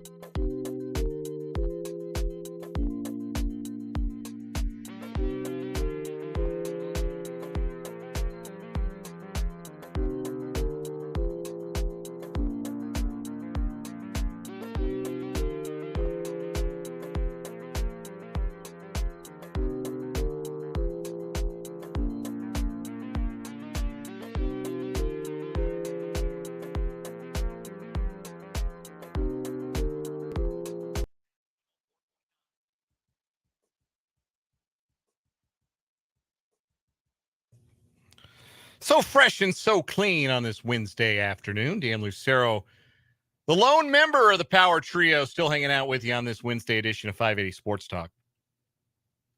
Whole gang will be back tomorrow. Brendan's been out in Kansas City, Big 12 Basketball Media Day. We've got content on the website, 580WIBW.com. We'll have the whole gang back tomorrow, too. Patrick Mahomes spoke to the media earlier today. Let's hear what QB1 for the Chiefs had to say. It's a lot about F1 at the beginning. F1, what's the appeal? No, I mean, I think everybody can see the appeal. I've been able to get to a couple races now, seeing the environment, and then obviously watching the Drive to Survive on Netflix. You see how competitive it is, and anytime you get an opportunity to get in on that, I mean, I'm competitive as anyone can get, and so hopefully it can open up to some great opportunities, and we're able to go to some of those races and have a little stake in the game. Team, I mean, did you have options on any one of the 10 teams? No, I don't know if I had options. They came to us with the opportunity. I jumped at it. I'm excited for it, and obviously having Trav with me, I mean, it'll be cool to be able to go to some of the events and hopefully get to some other places, maybe other than Miami, maybe get to some of the other places around the world. It'll be really cool. Do you drive at any point? I don't know if that's in my contract, so we'll see. I know Veach is a big F1 guy, so maybe he'll let me cruise around the track at least once, but I don't know if the cars cost a little bit of money, so I don't know if they'll let me do that. For a few years, how much of maybe seeing that show led you to wanting to get involved with Peyton and doing that quarterback show? Yeah, it was definitely big. Just seeing how top athletes at their profession can still do this documentary type series, showing their life, but at the same time they can still compete at the top of their profession. And so it showed that the best athletes in the world can do it. So I thought was able to do that and still focus on the main thing, but get to document all this cool stuff that we do. Do you think you'll ever stop trying to own things and being a part of bigger and bigger adventures, pretty much? Not until I own an NFL team. So if I can get there, then I might settle down. But they make it pretty tough to get to that spot. Is that the ultimate goal for you business-wise? Yeah, eventually, when I'm done playing. I think Tom's trying to do it right now.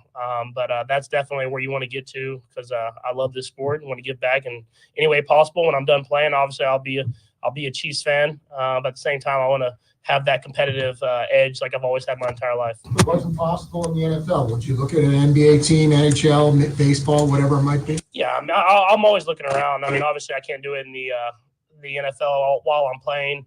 So I'm always looking around at other sports. I mean, it's hard to get in all sports, NBA and all that different type of stuff. But I'm always keeping my ears open. If they give me the opportunity, I'm going to jump at it. You look at their defense and they're ranked very low, but then you see Mac has like 7 sacks. So when you're looking at their defense, is he the guy you key on? I mean, they got a lot of guys. I think that's they haven't their record doesn't reflect it this year, but we understand how good this football team is. They're a playoff football team, a team that we play to one score. It seems like every single game. Great quarterback, great weapons on the offense, great defense all around. And so it'll be a great challenge for us. And something that we have to step up for. The offense, we need to play better in order to win this game. And I think this will be a great opportunity for us to go up against a great defense and see what we can do. Is the Mac truck somebody you keep? Yeah, no, 100%. You got him and Joey Bosa on the other side, so it's tough to choose between one of those two guys because those are two of the best pass rushers in the league. After watching film, how do you think the offense can be better? Yeah, I think it's little stuff. And I said it after the game, and even watching the film, you see it even more. It's just the little stuff that we're not executing at a high enough level, and it's not everybody, and it's different people every single play, including myself. And so in this league, in order to have these sustained drives and score touchdowns, get in the red zone and score against good defenses, you have to execute everybody, coaches included. And I think that's something that we have to continue to get better and better at. And I think if we start executing at a high enough level, we have the talent and we have the play calls. So let's just continue to get better and better. You only threw one pass in that last game, which was about 20 yards. Pretty rare that you only throw one. What is it that makes it hardest to check down? Knowing that for obviously to throw deep if you want to, but when's it hardest to check downs? Yeah, I mean, we design plays to get the deep shots throughout the week, and when those aren't there, it's hard sometimes. You want to almost force it in there to give it a chance because you've worked all week for it. But you have to continue to be patient. Teams are playing us in a lot of deep coverages, deep zone coverages, and we haven't proven that we can sustain multiple drives where we go down the field and score. We've done it in spurts. So we have to continue to do that. And once we show that, we run the ball, we throw it short, we get down the field and score touchdowns, they'll come up, and that's when I need to hit the deep shots. You have to be aware during the game that, hey, I haven't thrown deep at all. Is there an urge to do it at least once or twice a game? Yeah, I mean, I'm always have that mentality, but you kind of have to just take what's there and what the defense is giving you. And that's something that I've learned over my years is as much as I want to throw it deep every play, you got to just take what's there. And there's probably a couple shots in the game I might have could have got to, but at the same time, just continue to sustain those drives that we had this last week. Let's just put them in the end zone at the end of them. You haven't been necessarily as productive as you wanted to be offensively. Is there a little different feeling to that this year, given how the defense is playing?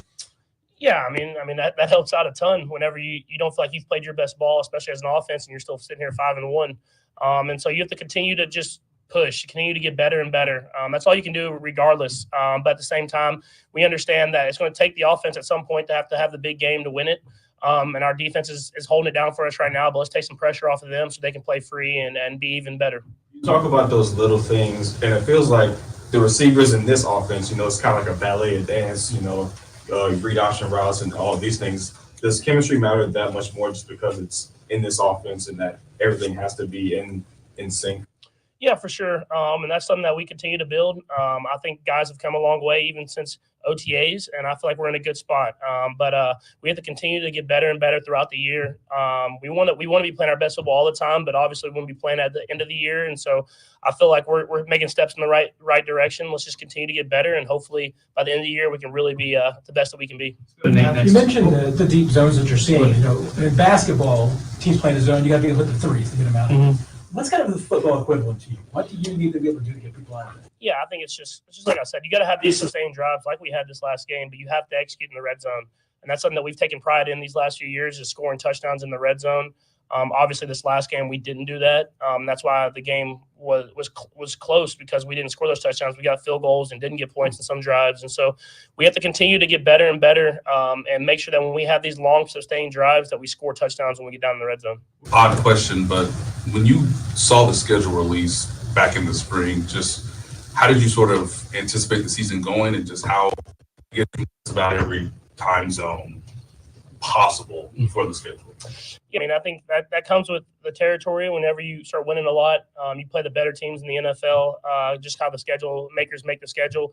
And then obviously we have a lot of primetime games and not a lot of 12 o'clock games and stuff like that. And so that just comes with it. When you win, they want to put you on those nationally televised games and stuff like that. And we're excited for it. I mean, what better prepare you for the playoffs than playing in different time zones, playing at different times of the day, and playing in front of everybody so that you can prepare yourself that whenever you get to the playoffs, you're ready to go. And so it's a heck of an opportunity. And I'm excited that I'm playing at Arrowhead this week at 3 because that's like my favorite time, I think, to play. What do you prefer? Or is there, prime time versus like late afternoon? I think during the regular season, I prefer like that 3 o'clock window just because it's right there, especially when you're at home because you get to get home and watch the night game and everything like that, not too late. But once you get towards the end of the season, I like the primetime ones at 7, no matter if it's Monday, Thursday, or Sunday night. I think it's only 1 day per divisional team you spend during OTAs, but do you think of that as having value in what you guys have done in the division? What does it do for you? Yeah, I think it does have value. I think just the coaches put an emphasis on that we got to win our division first. We believe we have a tough division there. Every game in our division is a one-score game. It's going down to the wire. And so we understand it takes the little things that are going to take us to get that win. And so we have to continue to really focus on our division opponents, and especially the Chargers. And so we take that time in the offseason. We take some more time in training camp so that when we get to this week, we're prepared and ready to go out there and be our best. And our best is what it's going to take in order to get the win. When you think of the reasons why you've had such success in the division, what things do you think of the most? It's just ultimate focus. Every game's been close. It's not like it's a lot of blowouts or anything like that. It's just we find a way at the end of the day to get the win. But we understand and respect our opponents, that we know that it's going to be a hard fought battle. And I think that's where I guess some teams would lose some of those games, is we don't take it for granted that we're going to play our best football to win. And we understand that going into every single week that we play a division opponent. Patrick, I know quarterback's such a unique position in sports with everything that goes into it. And there's kind of a camaraderie amongst the respect for all the other guys that do the job. I know you did a commercial with Herbert. Where is he? It sounds like you're pretty close with Tom Brady. We hear you talking to Tom a lot. Where's Justin, one of the guys you're kind of close with? Yeah, I talk to him every once in a while. He's a great quarterback. He does a lot of great things in the football field. I mean, he makes some. I've said it multiple times. Makes some throws I don't think anyone can make. And I got to meet him more this offseason, shooting those commercials and stuff like that. And a great guy, and I think he's a pretty good golfer. So maybe I have to get on the golf course at some point. But I haven't built that friendship like that. But I've talked to him a couple times now. I understand he's a really good guy. All his teammates love him. And I mean, obviously a great quarterback. That is Patrick Mahomes. He's QB1, the Kansas City Chiefs, and he spoke earlier today at his weekly Wednesday media availability. Thinking big picture, already thinking in his mid-late 20s, thinking about owning an NFL team someday. It's a different perspective that the modern athlete has. They're thinking bigger. They're thinking beyond their playing days, but thinking about investing back into the game, investing back into the league in a way that I think is fairly unique to a current generation of player and a certain stature of player as well. Also, I thought it was interesting. He said the 3 o'clock window, the late afternoon window, is his favorite time to play. And that's interesting. I kind of like the noon kickoffs as a fan because it's first thing. You're not first thing in the morning. I mean, it's noon, for God's sake. But it's the first window of games in the day, and you're ready to go. You don't have to wait around for it. You just, when the games start, your team's on the air. I've always preferred that noon window, but of course, the Chiefs have gotten to the point where they never play at noon anymore. They're done with noon Sunday games. They don't play another one. They're not scheduled to play another noon Sunday game. They already played their one. All the rest are 3:25, or they're on a different day and they're in prime time, or they're the noon game on Christmas. That's life as the NFL's reigning hot ticket. Patrick Mahomes knows all about that. We'll take a break, come back. Got some more 580 Sports Talk coming your way after this here on 580 WIBW.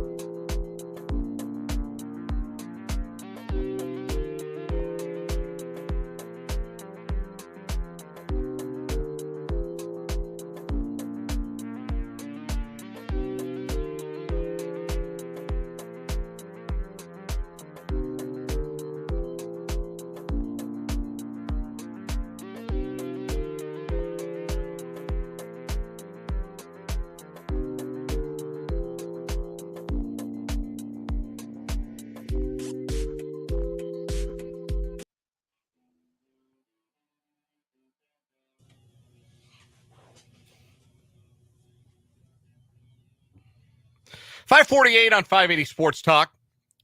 Rounding third, heading for home on this edition of the show. We're going to get you some more Big 12 Basketball Media Day audio tomorrow. Weren't able to mix in much more than the coaches today.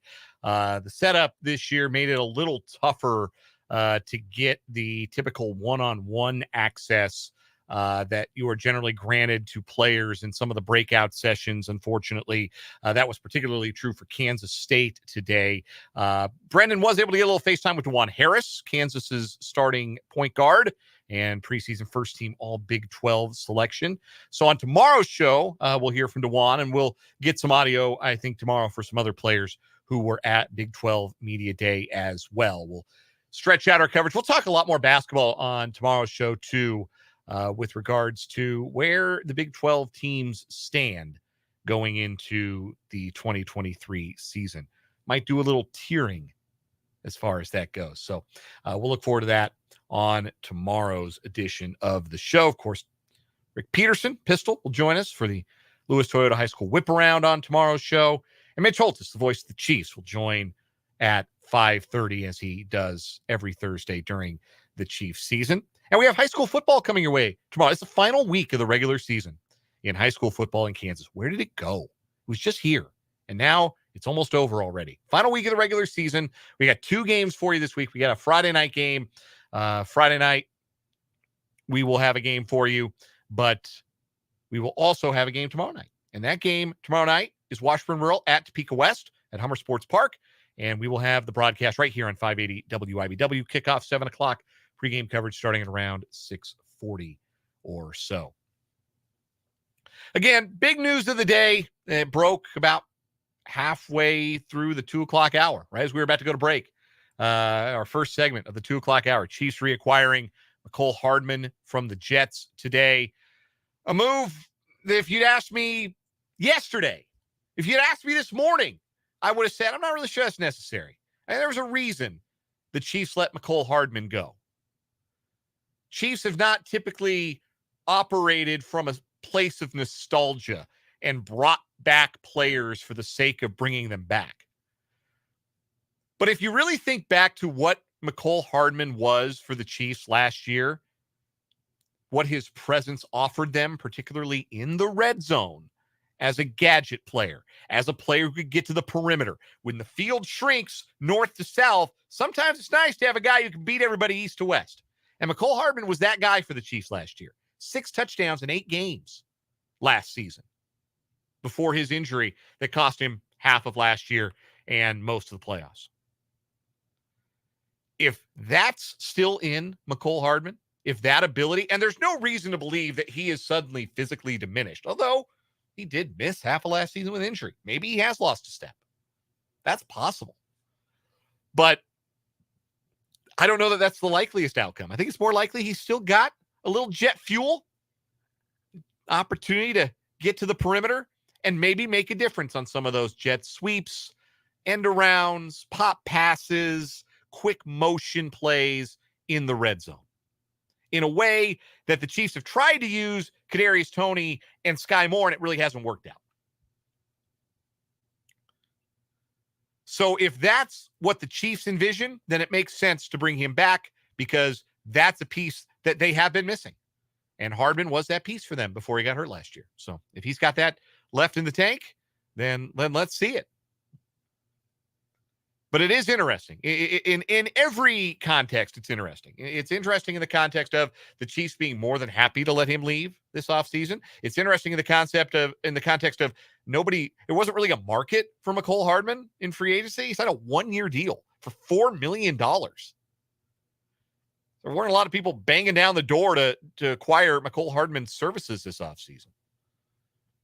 And it's interesting the concept of usually when the Chiefs are done, they wash their hands of you. They're done. They don't keep bringing you back for more reunions. But they appear to be ready to do that not only with McCole Hardman, but with Frank Clark. And it's interesting. We'll see if it's productive, if it's a good kind of interesting, or if it's just the noteworthy chuckle giggle kind of interesting. I'm sure we'll have some more thoughts on that tomorrow as the week goes on. Again, lots of great stuff coming to you in tomorrow's show, but we're going to wrap up this show with a final word after we take a final break here on 580 Sports Talk.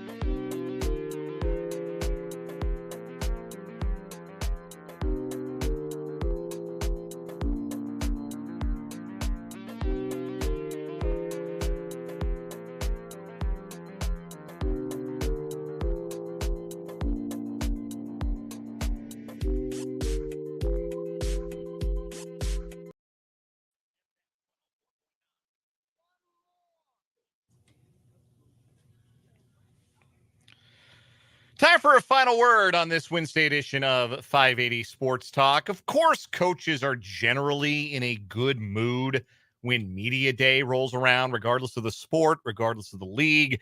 Most coaches arrive at media day in good spirits, happy to promote their programs, promote their players, talk about their prospects for the season coming up. But I detect extra pep in the step of both Jerome Tang, sorry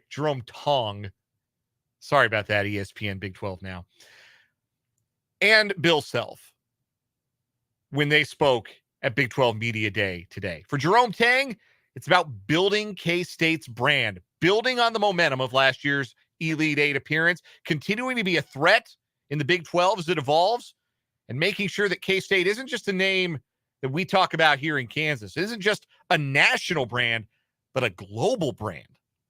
Jerome Tang is a big dreamer and a big thinker, and he has, as he's always put it, crazy faith in his team and his players. And you could sense that today. And for Bill Self, he knows he's got a wrecking machine. It's a very different thing for Bill Self, where Jerome Tang, I think, is trying to project confidence for the benefit of his team. Bill Self is confident because of his team, because he might have the best player in the country, because he might have the best big man he's ever had, certainly on the offensive end, because he might have the best point guard in the country, because he does have the number one team in the country.